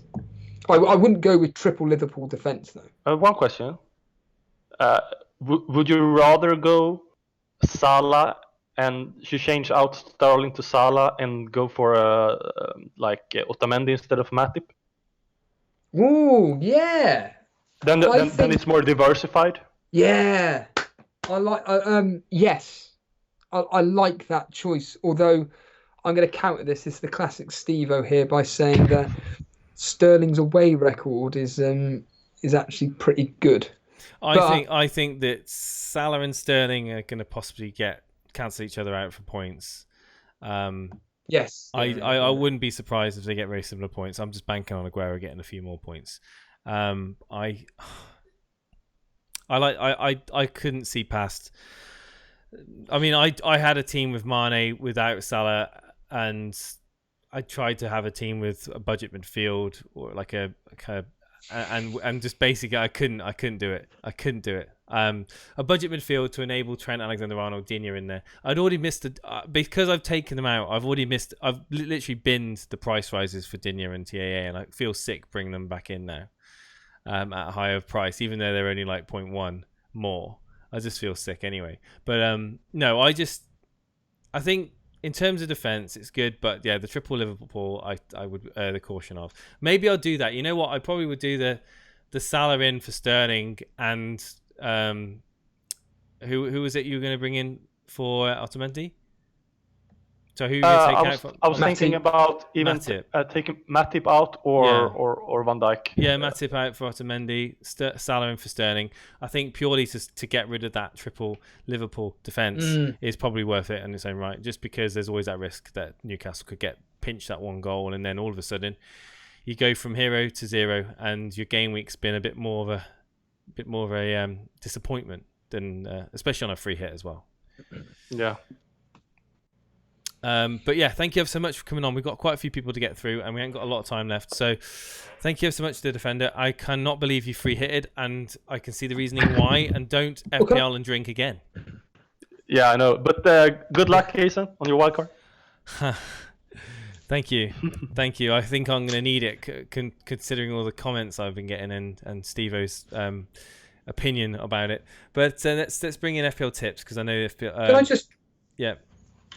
Can I just make this point in all seriousness, is that do you have any reasoning as to why the official app, they're not listening to what we, the consumer, is saying about how poor it is, and the fact that people like FPL Defender are falling into this horrendous trap? We had Little Saints saying about how he was caught in that trap of the app not working, and it's telling you that you haven't made a transfer, and then it deducts all these points and things stuff. Like sometimes things like this, if there's a big bug that's causing problems to transfers, then these are issues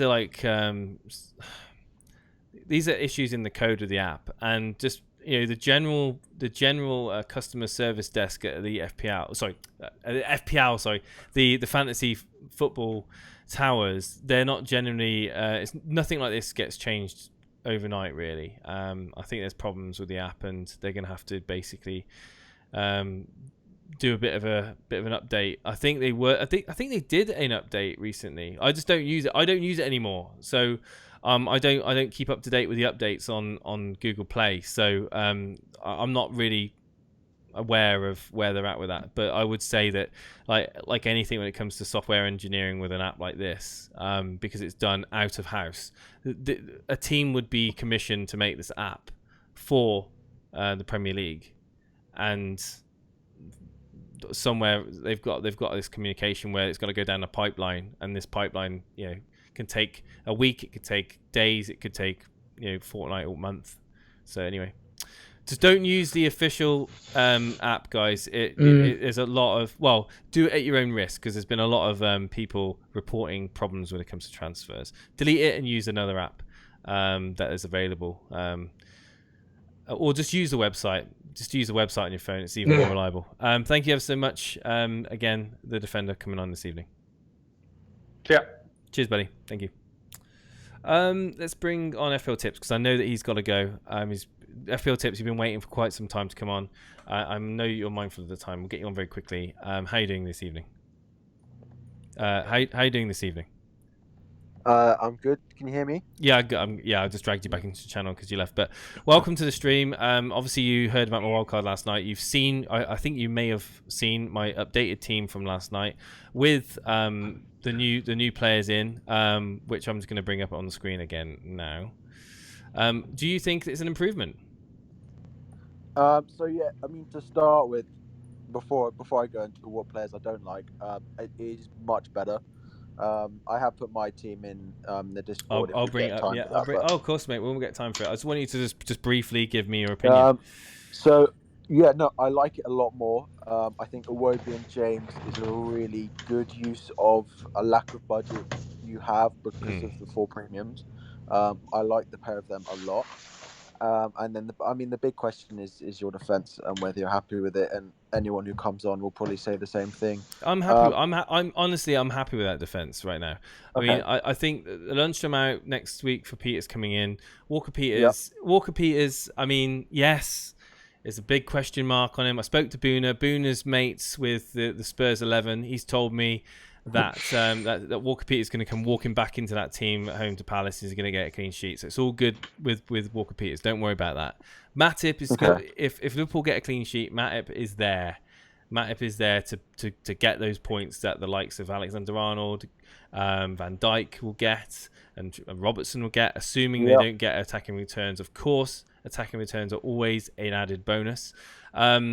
Now, I don't expect bonus points. This is the thing. I don't expect bonus points from these cheaper defensive options, but I still expect... I mean, let's be honest. Digne's a great option for attacking potential. But again, I'm still covering the clean sheet there with Coleman. I still think Coleman's a great option at that price point. And it all boils down to the price point. A great option at the price point and what I feel that he's going to do over the course of the season. I know that people are going to be just rolling their eyes at it, but at the end of the day, look at the midfield, look at the striker. I think the points that I glean from those will outweigh the points that I'll have from Digne and Coleman, for example. Whether or not Walker Peters plays or not, that's going to be a bit of a headache potentially. Adrian is a transfer waiting to happen. I'm hoping that Newcastle won't get a goal. And just as much as defender is, and I'm hoping that Adrian will reward me with that one quick clean sheet before he gets departed out of my team. So yeah, thought process is look at my bench. Yeah, but Tika, I mean, all season, the last 4 game weeks, I've not had to rely on my bench. I don't expect to rely on my bench at all, not at all. Maybe one player to come off my bench. Unless something freakishly unlucky happens, like a player gets injured in warm up, I certainly expect all of these players to get starts and serious minutes to their teams. And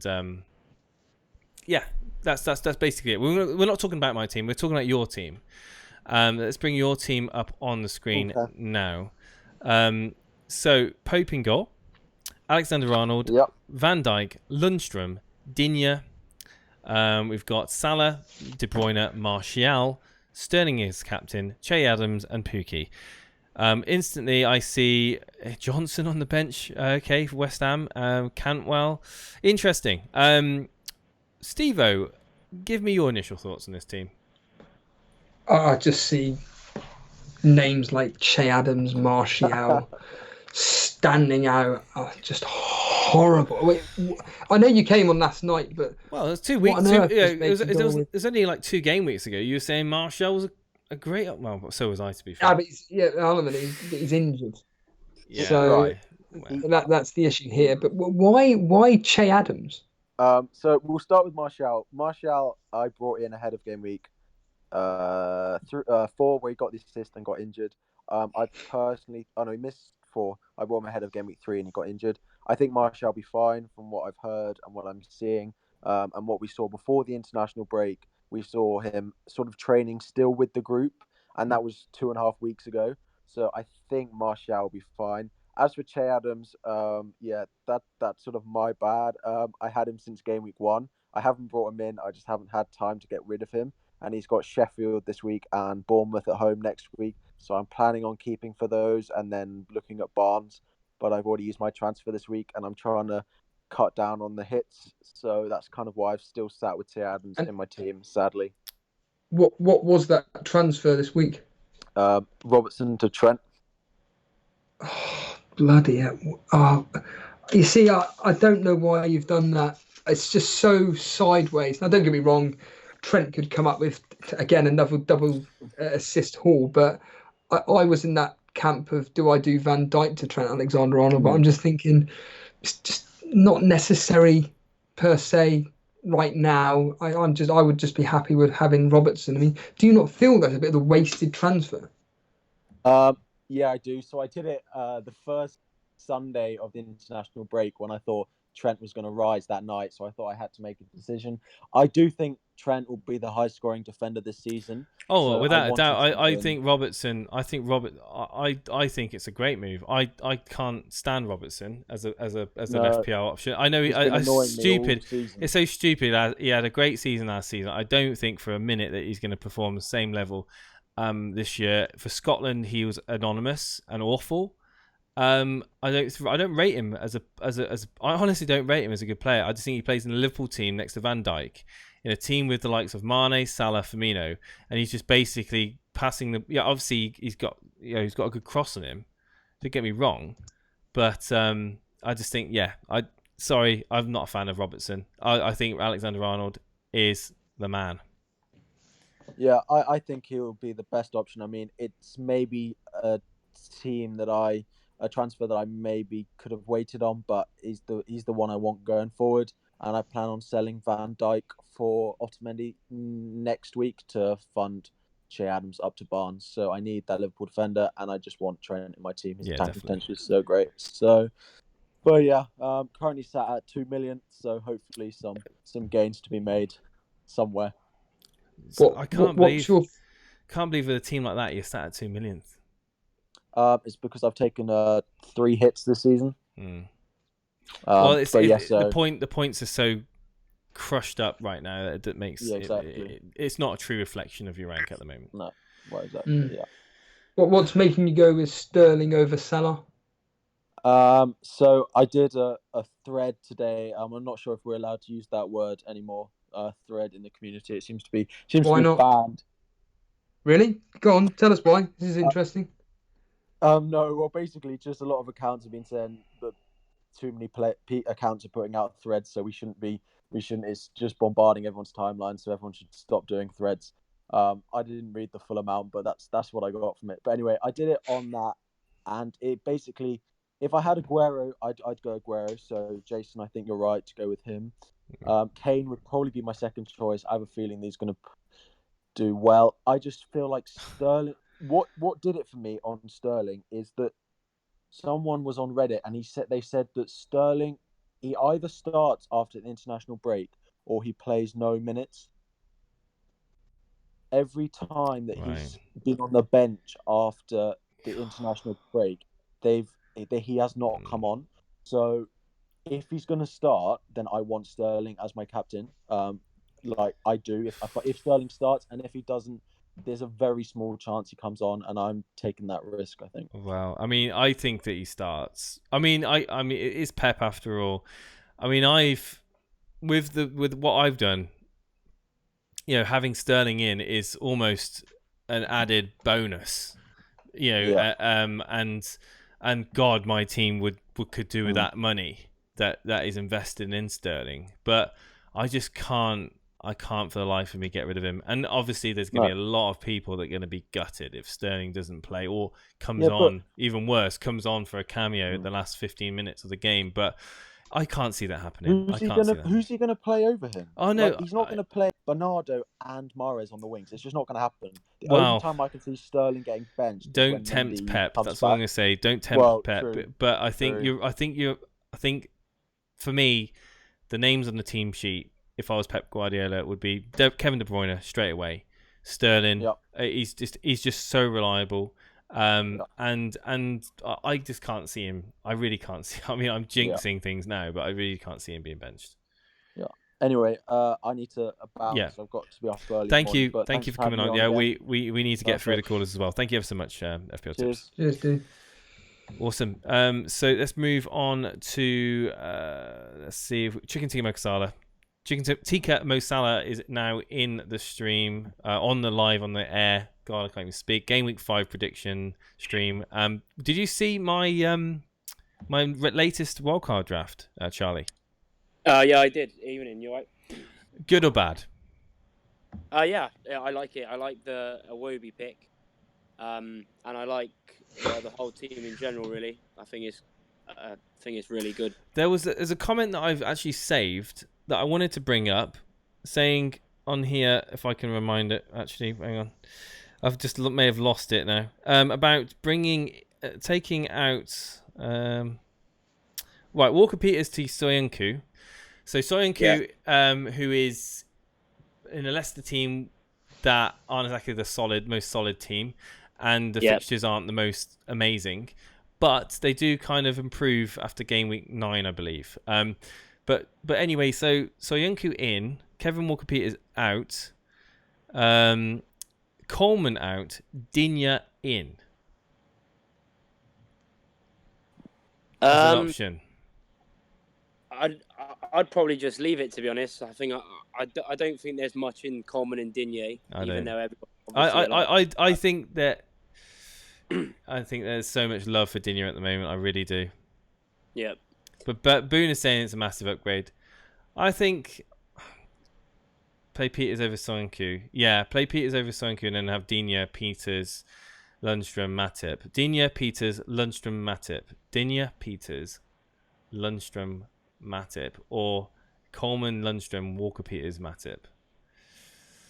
I'd probably have the first one. I wouldn't have Walker Peters this week because Palace's away record against the top 4 or 5, they've won every game. So I think Spurs are going to lose tomorrow. Digne.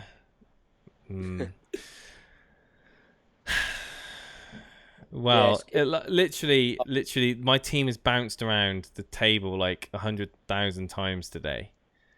And I find it, I mean, Steve-O, your thoughts? Coleman, Lundstrom, Walker Peters, Matip, or Digne, Lundstrom, Peters, Matip? The second option, easily. So that would mean having Soyuncu on the bench. Yeah, it's not bad. I'm not thinking anymore. Option 2, keep Salah. No one's going to go Bolly. I'm not going to go Bolly. Anyway, let's bring. Sorry, Steve, what were we going to say? You just mentioned FPL Boonery. He asked in the chat if would you consider triple captaining Sterling? Who's asking that? To who? FPL Booner. Well, to both of us, really. I mean, my answer is no, but no, and you think no either, even though you consider triple captain Aguero. Yeah, I would. I would. What's the difference in the opinion then of why you go with one but not the other? Because I think that Newcastle can park the bus better than Norwich can. No, Sterling, not Salah. Oh, sorry. Right, triple captain Salah. Sorry, Sterling. Sorry. Sterling, yes. Oh, my apologies. Sorry, I do apologise. I'm not listening clearly enough. No, I wouldn't triple captain Sterling, probably purely because there's that tiny chance that he doesn't play. There's that tiny chance that he doesn't play because of this international break. And I think, who would you voice captain be? Would it be Salah? I mean, yeah, it's a massive risk anyway, but yeah. I don't know. I think I'll be more comfortable with Aguero as a triple captain option than Sterling. Aguero. At home, FPL Mechanica makes a good point at home, possibly. But yeah, anyway, let's move on to your team, Charlie. Ryan in goal, home to Burnley. Okay, obviously not wanting our friend. But what's the Burnley striker called? Ashley Barnes. That's the one. Well, obviously not wanting Barnes to do well. My mind has gone blank. Literally, my mind. It's like it's gone 10 o'clock at night. My mind's gone blank. Van Dijk, Digne, Alexander-Arnold. Strong 3-man defense there with Dan James. Okay, same sort of idea as me there. And Sterling captain, Salah, De Bruyne, and McGinn, Pukki, Abraham. I like that team. I really like that team. That's good. That's a solid team.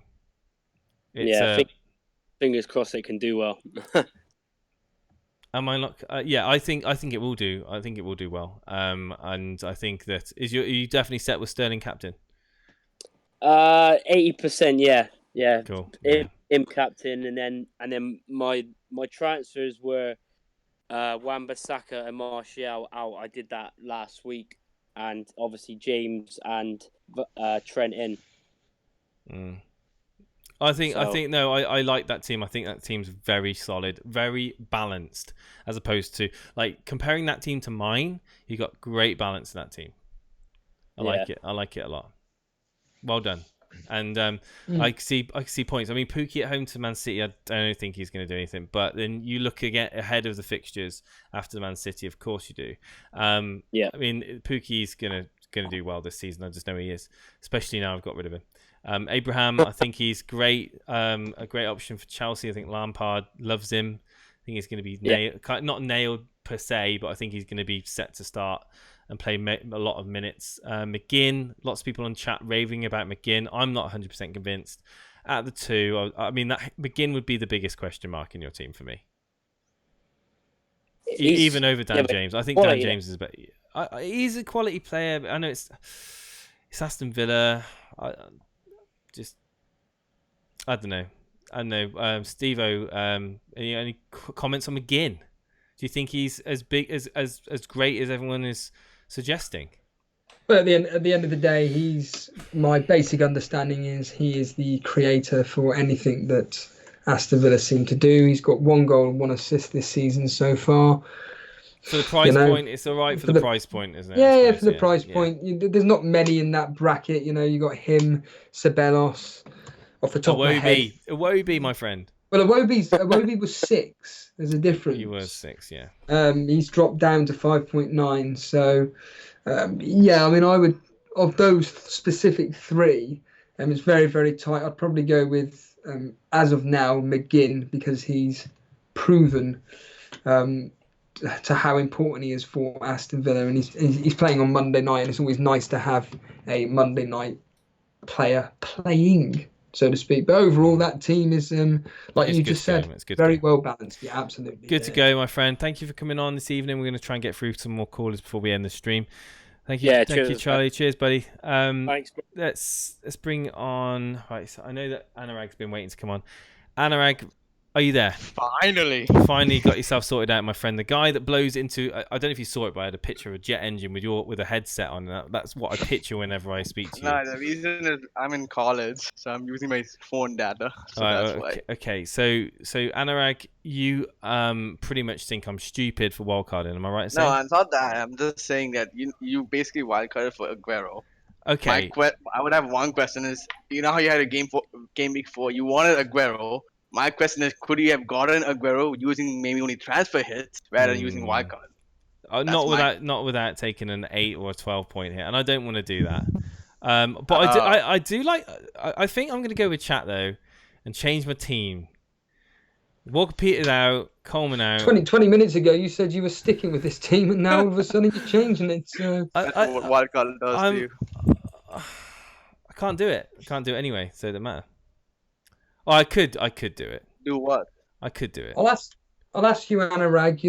I've got your team in front of me, and you're a player that has been captaining Salah every week. You came on boasting that surprise, Salah has outscored Sterling again.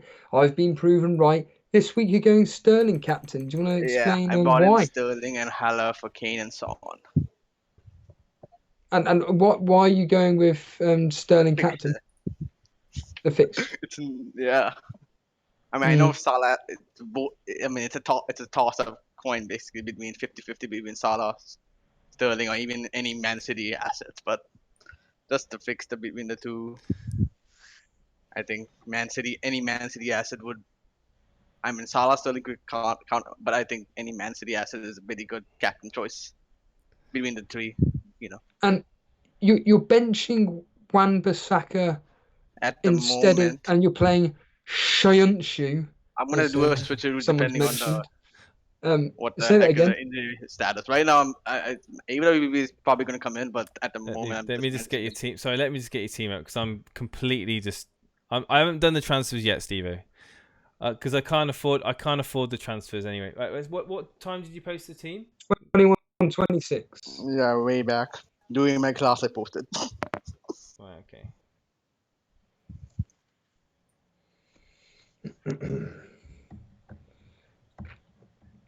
Oh my god, I'm 3.0. Oh my goodness. Yeah, so 21:26. Yeah.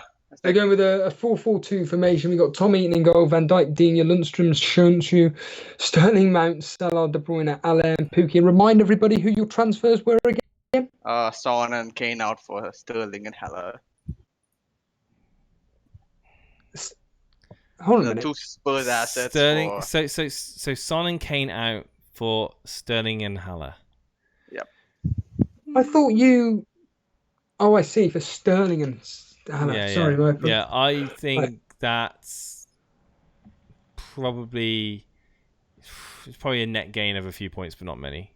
Yeah. I don't think it's going to be a lot in it. To be fair, I think you just Sterling. It all depends on Sterling, obviously, because you've shown him the captaincy now. Is that set for Sterling, or are you not convinced that Salah's the best option? I mean, right now it's on Sterling, but I just said it's 50-50. Yeah. It's gonna be like a deadline day decision between coin toss decision. Well, you know what's going to happen. You know exactly what's going to happen.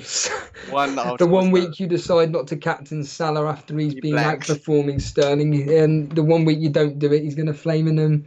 Sterling's going to fail, and Salah's going to do it again. You just know it, don't you? Did you hear this? Did you hear this? Comments that the Premier League have said that the VAR have made 4 mistakes and they're going to be addressing these issues.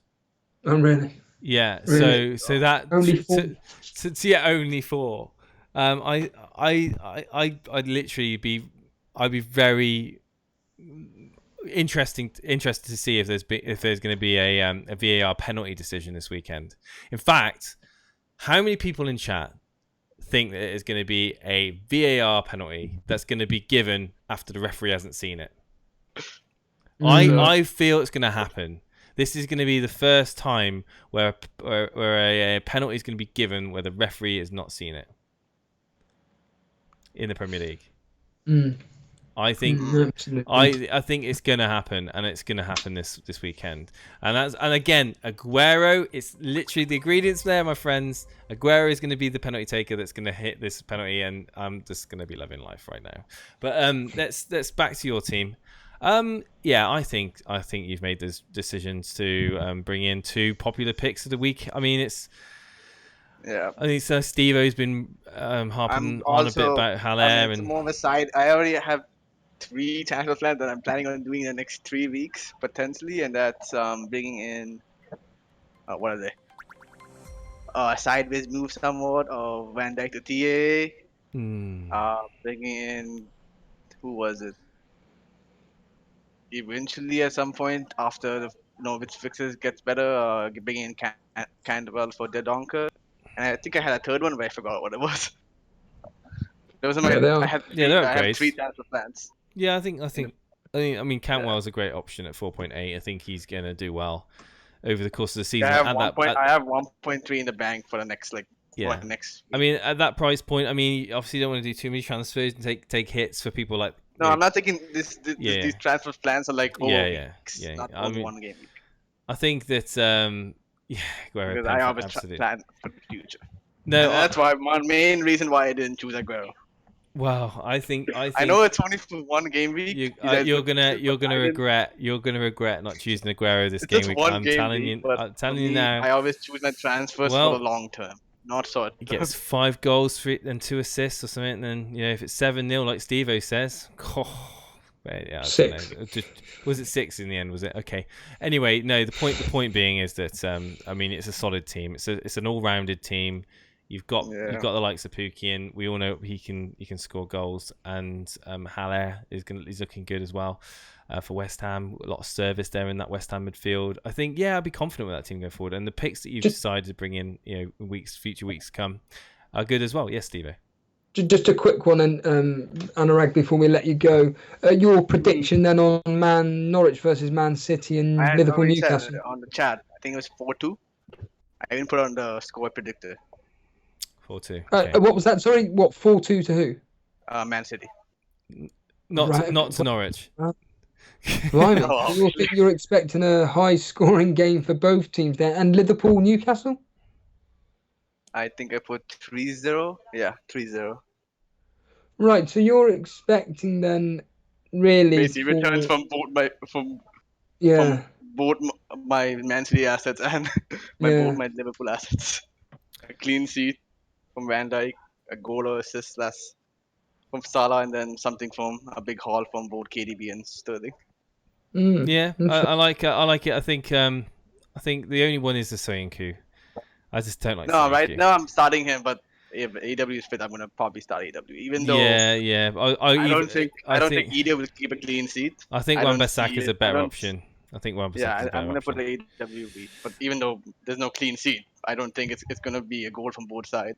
Thank you for coming on, Anurag. Thank you so much, and we'll speak at the weekend hopefully, and we can all rejoice at my wildcard success.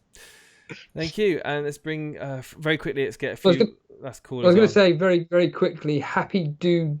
Well, we've got Andy Salter here. Andy Salter has been very vocal about my wild card. We'll get Happy Dude. Oh, go on, yeah. Well, actually, let's get Happy Dude because I think he's been in longer, waiting in the waiting room longer. Happy Dude, Geneva, you're now on air. You got yourself muted and deafened. Could you please unmute yourself and speak to us on air, please? He put his team up at 21-30, and he's got a very similar wildcard team to you, Jason. Oh, he's a wildcarder. Happy Dude. How you doing, my friend? I'm very good, thank you. Thanks for bringing me on. Welcome. It's the first time I've had the pleasure of speaking to you, unless you've changed your name. And what time was what time was your team posted? 21-30. 21. Yeah, 21-30. 30. So you've been waiting quite some time to come on there, then. That's all right. Well, thank you for coming on. Thank you for being patient, first and foremost, and to everyone else that's waiting in the waiting room. First question I've been asking people coming on the show. I have hit my wild card. I've had a lot of feedback, negative feedback from hitting my wild card, bringing in Aguero, neglecting my defense. You've also hit the wild card. You've also brought in Aguero. You've neglected your defense. So, are you confident in this thought process? Well, what I was looking at was the trend for the first four game weeks, and the defenders haven't been providing and much attacking returns, and most of the points have been in the attacking. So the thinking, and also kind of benchmarking with some of the kind of lead players, and they tend to have less points in the defense as opposed to the attack. So the strategy was to all of the the attacking players, and so initially I had Liverpool in game week 1, but I also had Bournemouth assets and so I've gone through the process of. I had a good first game week at like 96. Wow. And Saka hasn't done anything. That I had also. I had double Manchester defence, so that was a bit of appalling. And also had double Liverpool. So and I've had TAA in defence all up until now. Had Salah in the first week as well, and in order to get in De Bruyne in the second, I think in the second game week. And basically, what I realised was that I don't feel comfortable continuing without Salah in the team. He needs to be in there. And I brought in Aguero, I think a couple of weeks ago. So I'm happy, and he's at 40 points overall. So he's a top. I mean, this is what's interesting, and I'm totally on the same page as you, Jason. Is that he's a top point scorer in the whole game. So, and at the moment he's only got 25% ownership. So that's a differential in itself. I reckon that if his minutes starts to get managed in the next couple of game weeks, it's perfect switch down to Aubameyang. Exactly. Yeah, or there's Vardy. Also Abrahams or Vardy or Haller. There's so much, and I can bring back in TAA. Yeah, I mean, people are looking at our wildcard teams, and they kind of think that it's like the Aguero may be two game weeks, and then we may just have to bring out downgrade him and then upgrade in defence. I think people are being a little bit harsh in saying that we're ripping apart our teams, and the fact that we haven't got the premium, the TAA. Basically, it's all about the TAA, isn't it? About not having TAA, not having TAA in my team apparently is making it a bad team.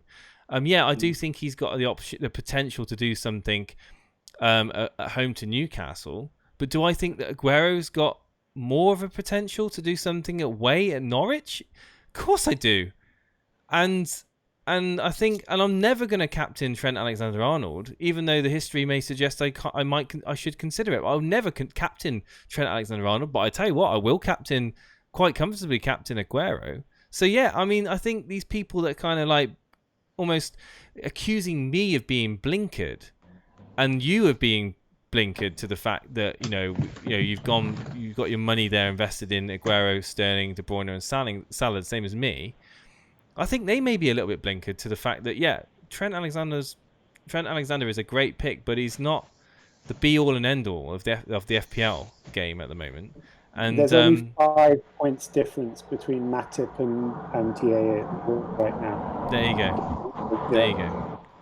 There you go. And I'm looking forward to myself and you talking at the weekend, if you're able to, on one of our streams. Come on, if you're free on Saturday, come on as we celebrate together, and we can celebrate together and rejoice in the Aguero hat trick. Thank you, my friend. Thank you for coming on. Yeah, no problem. Cheers. Cheers now. Cheers. We're going to get through the last couple of callers as quick as possible, because I know that you guys have been waiting. I appreciate you guys waiting. We'll try and get you through as many as possible. Andy Salter, you've been waiting for a while. Andy Salter, welcome on air. Are you there? Andy Salter, your microphone's muted. Are you there, my friend? Hello. Hello, Andy. Very, very quickly, because we're trying to get through the last couple of callers before the end of the stream. First question, wildcard, good idea, bad idea?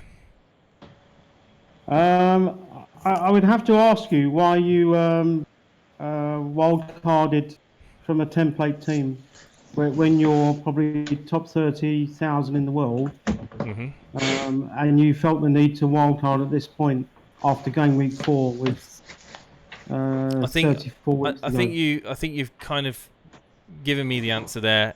Template team, relying solely on captaincy picks to jump up the leaderboards. Captaincy picks that are basically potluck, and I've put eggs in the Aguero basket this week because he is, in my opinion, the outright candidate for captaincy for the next 2 game weeks, quite easily. I will be throwing the armband on him this week and next week. I am happy to downgrade the likes of TAA and probably not even have Digne in my team to compensate for having Salah to remain in my team. And I'm thinking these picks in James and Iwobi for the price points are great. Great ways of getting differentials into my team at this period where I can actually take advantage of people using their template. The biggest key to the people that are in the top 100 right now is that they will make moves that the majority of us in this game will say, no, it wouldn't do that. And they will pay off.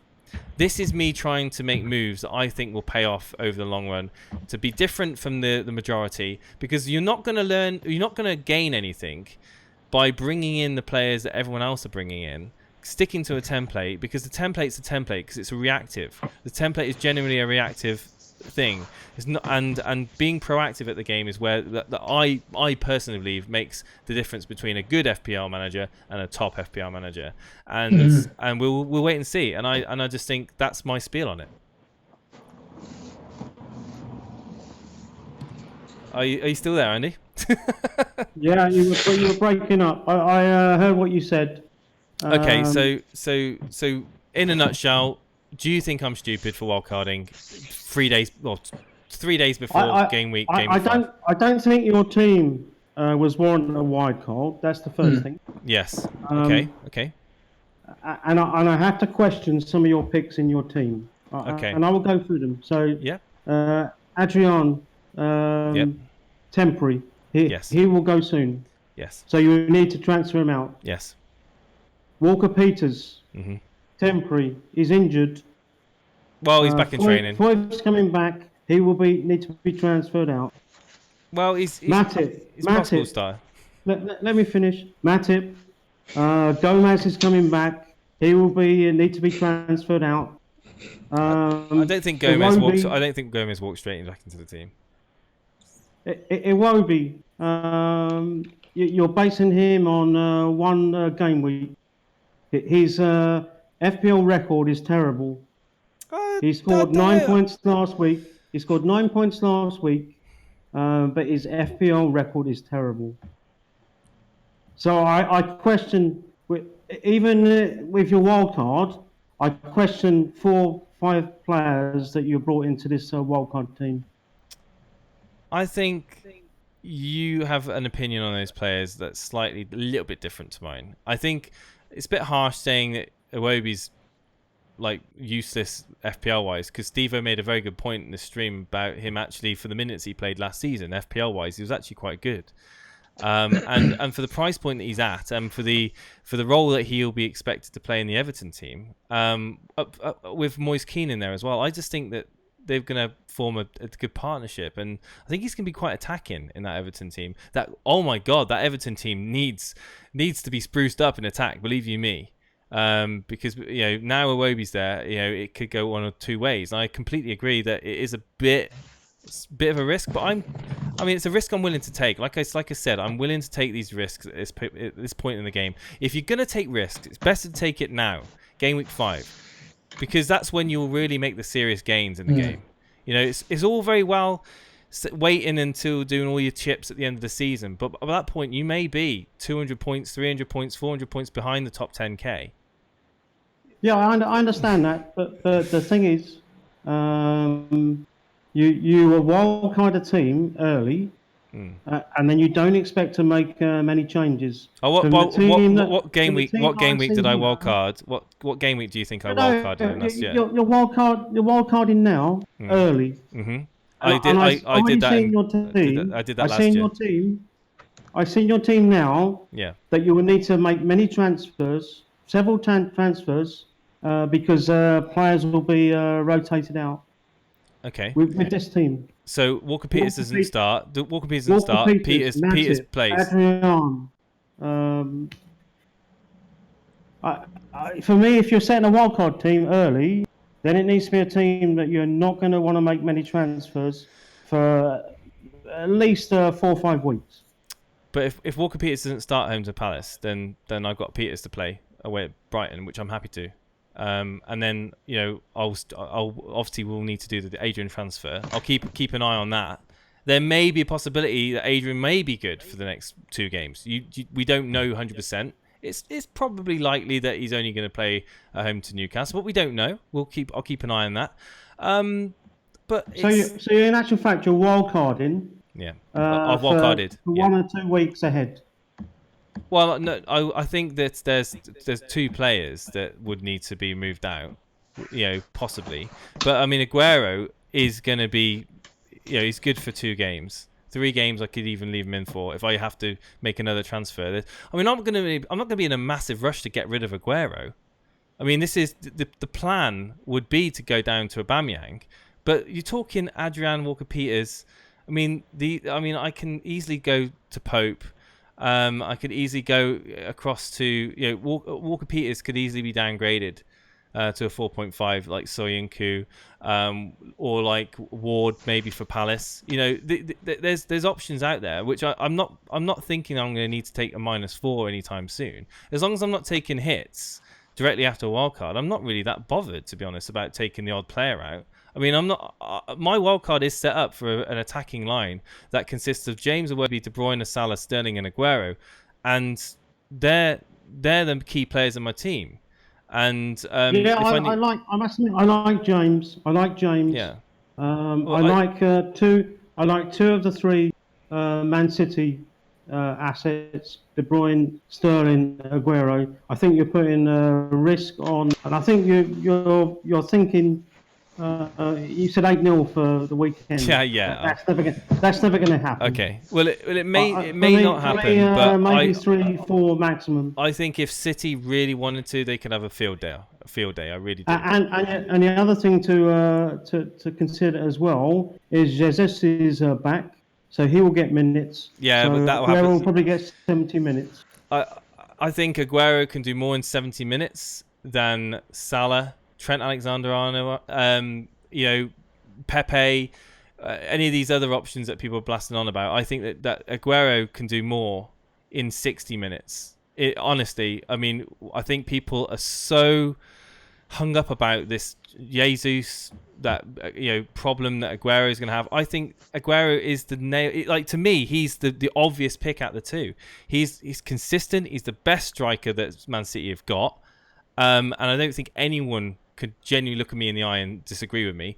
Pep knows that Jesus is going to be the replacement for Aguero in the coming years. Of course he is. I mean, Aguero's not getting any younger, but Aguero's not out of form. He's in prime form at the moment for Man City, and I think this whole argument that Aguero is I'm not arguing against Aguero. Aguero is good, but I don't think my argument is I don't think your team.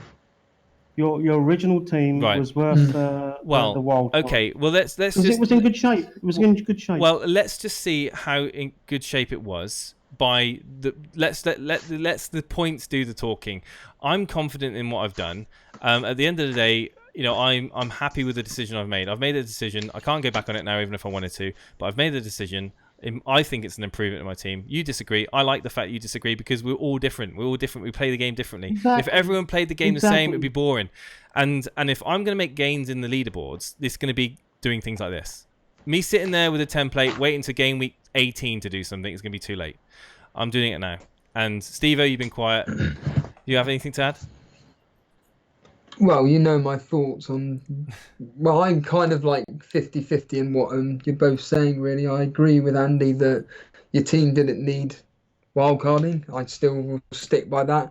But I understand why you've done this. I understand every single argument that you put forward as to why you've brought Aguero in.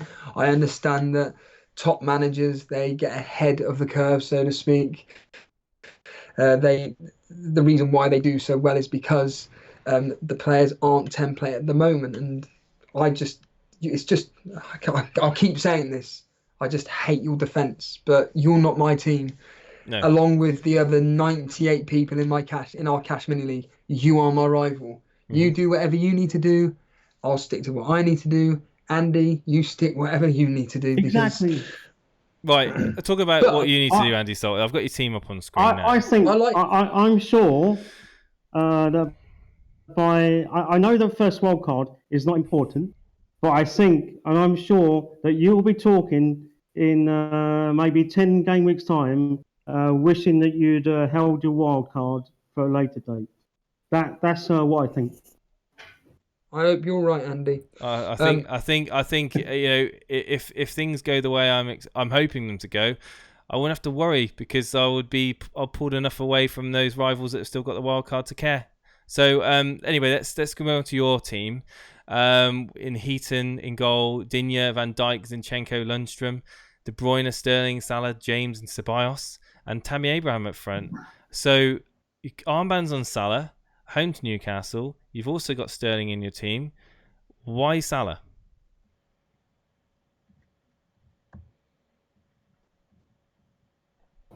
You still there, Andy? Yeah, you were cutting out. Sorry. No, just what's your thoughts on Salah over Sterling? Then are you 100% on that? No, at the moment it's on Salah because he's not played. He's fresh. Mm-hmm. Sterling's played 2 games. Salah's not played a game.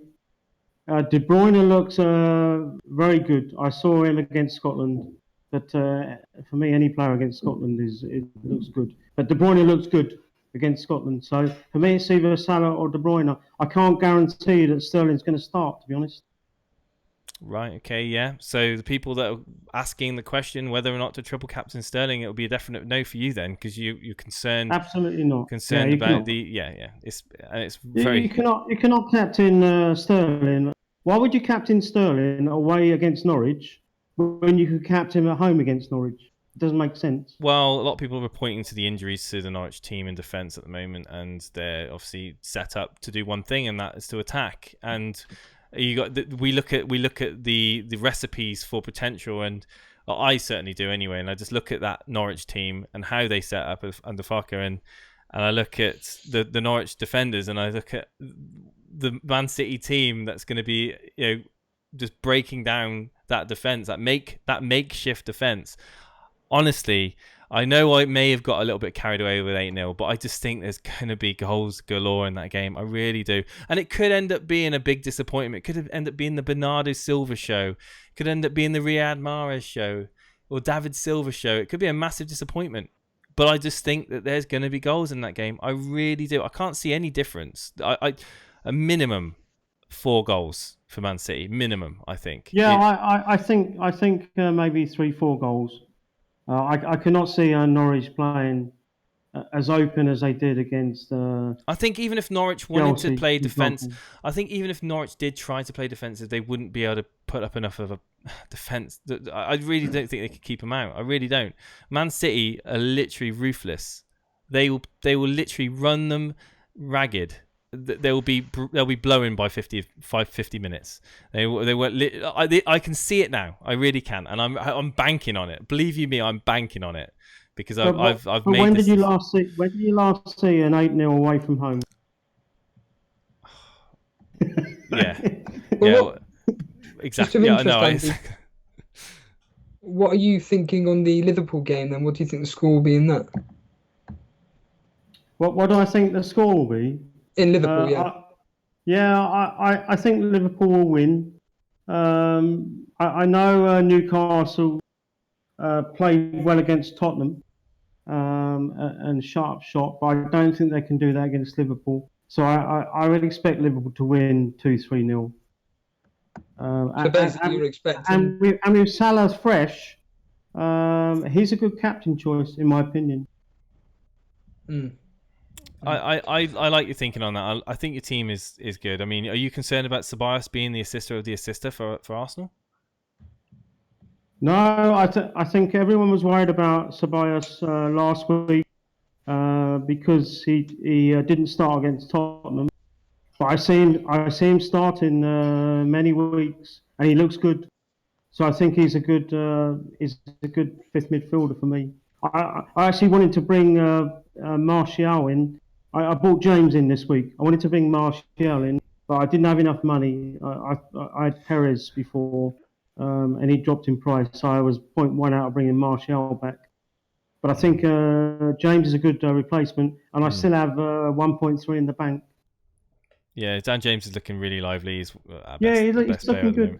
I think looking very good. It was quite funny because Fast Air in chat was actually saying that Steve-O's disconnected, funny enough.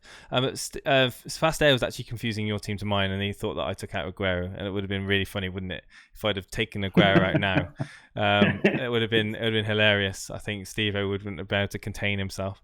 But thank you for coming on with your candid and honest opinion. I respect you. No, of course. I respect you so much for giving me an opinion. I'm not going to come on just be complimentary. Yeah, absolutely. I come on and think what I actually think. So. And that's the reason. That's the reason why I love talking to people on this show. Is exactly. We all have our own opinions. Yeah, we're not gonna rub each other's back. We have our own teams, so it's a race to the end. So let's see how we get game week 38. You're my rival, Andy, and I hope to God you don't copy me. Cheers, Dave. Cheers, dude. Take care. Thank you. Bye bye. Let's see if we can get Steve-O back on because he's disconnected for some reason. Hopefully his internet's not playing up. I think it may be. So let's bring on Nazu, who's been waiting ages. Nazu, you're now live on air. Good evening, Nazu. You're on with myself because Steve-O's disconnected. Very quickly, I'm gonna try and get through as many callers as possible. Am I or am I not? Am I a genius or am I stupid for wildcarding this late in the international break, bringing in Aguero and dicing at my defence?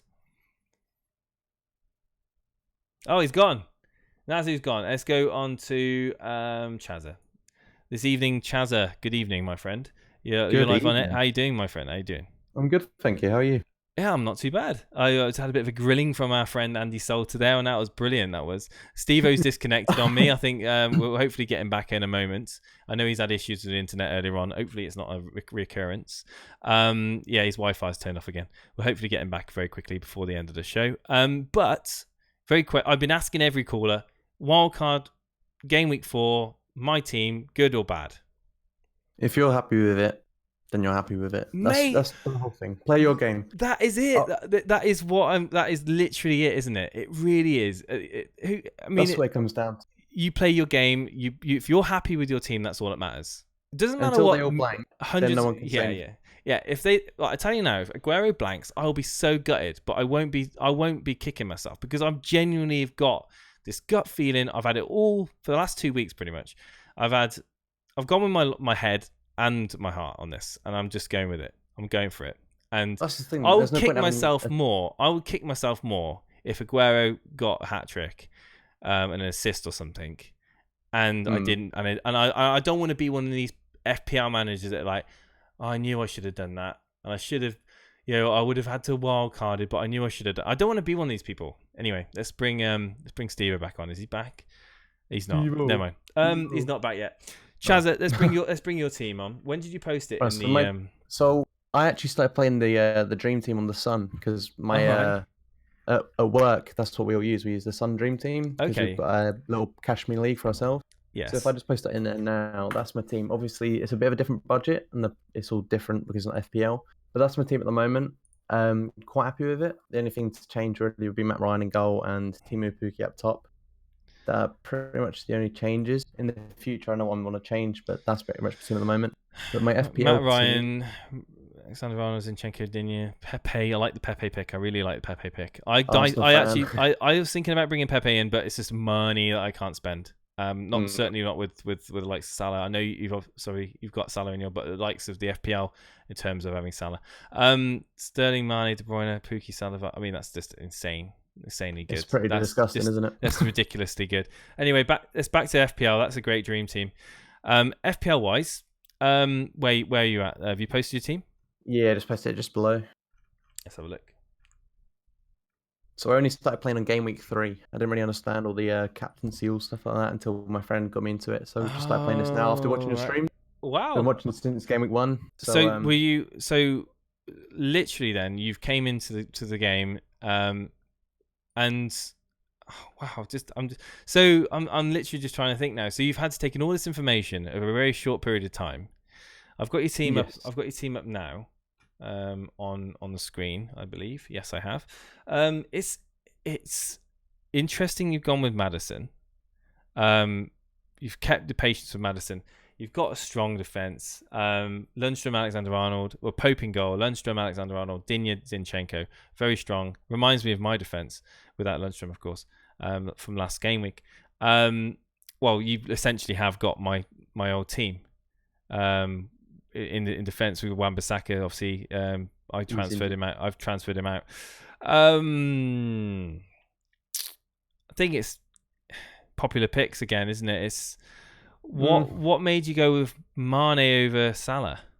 I think Mane's gonna tower over Salah this season. I think Salah's had his 2 seasons of where he gets the he was lucky to get the golden boot last year with Aubameyang and Salah. That's me being biased even on penalties now with VAR. I said earlier on, I think that there's going to be a VAR penalty given this weekend. I can see it happening, especially after that announcement admitting that they've been getting decisions wrong. I like the thought process. I don't know if I could captain Mane over Sterling though. I feel like Anfield's a fortress. I think Mane is an unbelievable player, and I wanted him at Arsenal back when he was at Southampton. So I think at home against Newcastle, who were very shaky, it's Steve Bruce versus Klopp. Let's be honest, who's going to win? We all know Liverpool going to destroy them. Yeah. So is it called triple captain? I've gone with that this week because I genuinely think Mane. I genuinely think Mane is going to score a hat trick or at least a brace. You're going to triple captain Mane. 100%. You've got to be different. You can't go with what everyone else wants to do. Otherwise, you're not going to gain any points. Well, that's what I've been saying. That's what I've been saying over the last 2.5 hours of being online streaming. I've been saying I'm doing something different. I'm bringing in players that people aren't looking at. I'm bringing, obviously, you play your own game. I think that's bold. Like in chat, I think a lot of people are agreeing that it's very risky. But fair play to you, Bruce says. It's a nice triple captaincy. Why is it a nice triple captaincy? Not only is it a captain choice that people don't necessarily have. Not many people own him. They have the Salah. So if Salah were to not return points and Mane was to get that hat trick or that brace that you're talking about, that's a massive boost. That's a massive boost. But then you are competing against the likes of Aguero, who I own, but it's all it's all on that game week. I mean, I think personally I couldn't do it. I couldn't do it myself. But I respect you've got the minerals to do it. Come on the weekend. Speak to me on Saturday. Let's it'll be great to get you on if you do triple captain Mane and go through with it. It's been a pleasure. Been a pleasure, Cheza. Thank you. Awesome, thank you. Guys, in light of the fact that Steve-O has got internet issues, I'm going to probably cut the stream very shortly. I know that there's people waiting to come on. I'm going to try and get them on. Mano Gilo, you're live on air. Very, very quickly, Mano. How are you doing, my friend? I know you've been waiting. We've got some technical issues with Steve-O. Could you please mute the stream? Is that right? Yeah, I'm mute. Excellent. Mano, where are you calling from? I'm from Serbia. This is my second time here. Serbia, awesome. Very quickly, do you think I've made the right choice wildcarding? Yes or no? You've muted yourself, by the way, Manu. Sorry. Do you think my wildcard decision was good or bad idea? It's on point. Okay, thank you. I've also wildcarded just to bring on Aguero. I think that me and yourself will be very anxious during Saturday's games, but also quietly confident, and we're going to be jumping for joy, aren't we? If Aguero gets this return that I think he's going to get, I think it's only a matter of time. George Jones saying a -16. Wow. Well, obviously, defender didn't want to take a -16. That's why he free hitted. Steve-O's had some issues with his internet. His Wi-Fi's gone down. I don't think he's going to have it back up before the end of the stream. But Mano, did you post your team in the? I think you did actually. Yep, you did. Yeah. Okay, I'm going to bring it up on the air now. So Mano, you've gone with Pope in goal, Trent Alexander-Arnold, Digne, Lundstrom, Zinchenko, De Bruyne, Salah, Fraser, Ceballos, Fraser, and Callum Wilson. These are a blast from game week 1. Oh wow, you've kept hold of them. So okay. No, I've bring them back. brought them back. Yes. I think Bournemouth will go back on track. They will score goals. They have an easy schedule.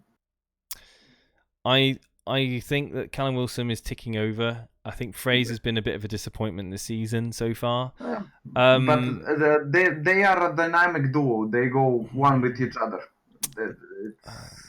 I don't know. I can't say. I can always transfer Fraser. He's not my number one pick, but I think for 1 or 2 game weeks he will stay. Okay. I respect that. You've got Aguero as your captain, so that's all that matters, because he's going to get all the points that Fraser's not going to get for you. But are you so basically looking at that team, you've got in Alexander-Arnold, Digne, Zinchenko, the 3 most popular picks. We've got Lundstram at home to Southampton. De Bruyne. I mean that's a solid team, to be fair. Again, we're talking about players that are going to propel you up the leaderboards. And Fraser and Wilson, you know what? I'll give you that. It's good. I like it, dude. Apart from the fact you've got Digne playing, they're playing against Digne. That's the only downside. But Digne can have an attacking points always. Bournemouth defense is dodgy. It's awful, but it will be a great game. Lots of goals. So you're after like a 2-2 or a 3-3 or something. Digne 3-3. 2 assists for Digne. Yeah, that'd be good. And a goal.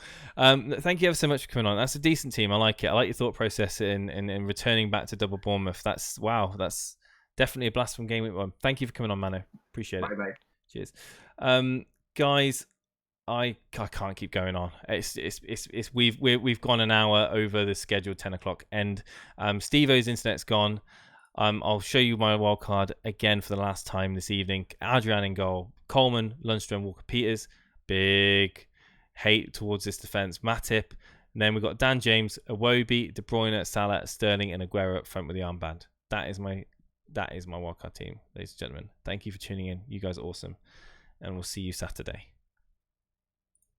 Just of interest, whereabouts are you? Not in the world, but are you near like an industrial machine or something? It's very 2 seconds. Just ask a couple of questions. I just needed to get the door for a second. No problem, this is what happens when you're live. What's going on? Not really. I'm waiting to go to gym. What about yourself?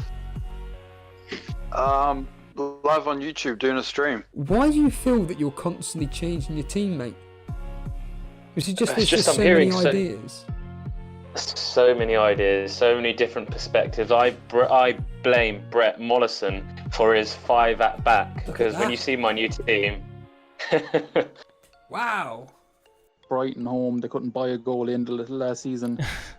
Well, I don't know. Dan's got Glenn Murray. I think he'll have a word to say about that. I'm detecting possibly a German accent. I'm probably completely way out. But where are you calling us from? South Africa. On the first day, I literally just typed in FPL, like first draft, and yours came up like first. So I thought, I'll watch one of the live streams when it comes on. And then I thought, this is a bit long, isn't it? About 2 hours in. And then 3 hours later, well, an hour later, I was like, yeah, these seem alright, you know. Steven's not that bad. I have one question for you. I want you to predict the order of the Elite FPL ranking. So, like, who do you think will finish first, second, and third out of y'all 3 this season? So it's certainly no disrespect to Dan, but it's certainly going to be between me and Jason. And right now, as it stands, I'd go with Jason because my history suggests that I'm going to be having a bad season. So I've got the 5 at the back. I just see a lot of value there. I feel like if I don't have Salah, I can spread the money elsewhere and maybe get the points another way. All the teams now, except for obviously Salah and Sterling, these players, a lot of players are going to change towards the start of the season just because of new transfers, injuries that could happen, and all of that. So for me to tell you now, like personally right now, I'd say definitely if Tammy Abraham or Batshuayi are cheap, I'd get one of them just because I don't care about Man United. We can score against them at least 2 or 3. Hey guys, this season we're using Discord. It's a text and voice application where you can talk all things FPL with fellow community members. You can post your team in the Rate My Team, talk in the general chat, you can look at transfer news, look at awesome GIFs, sign up for our Cash Mini League, look at our previous podcasts, and even join us live on air in one of our streams. We look forward to seeing you guys. Link is in the description, or look at the code on screen.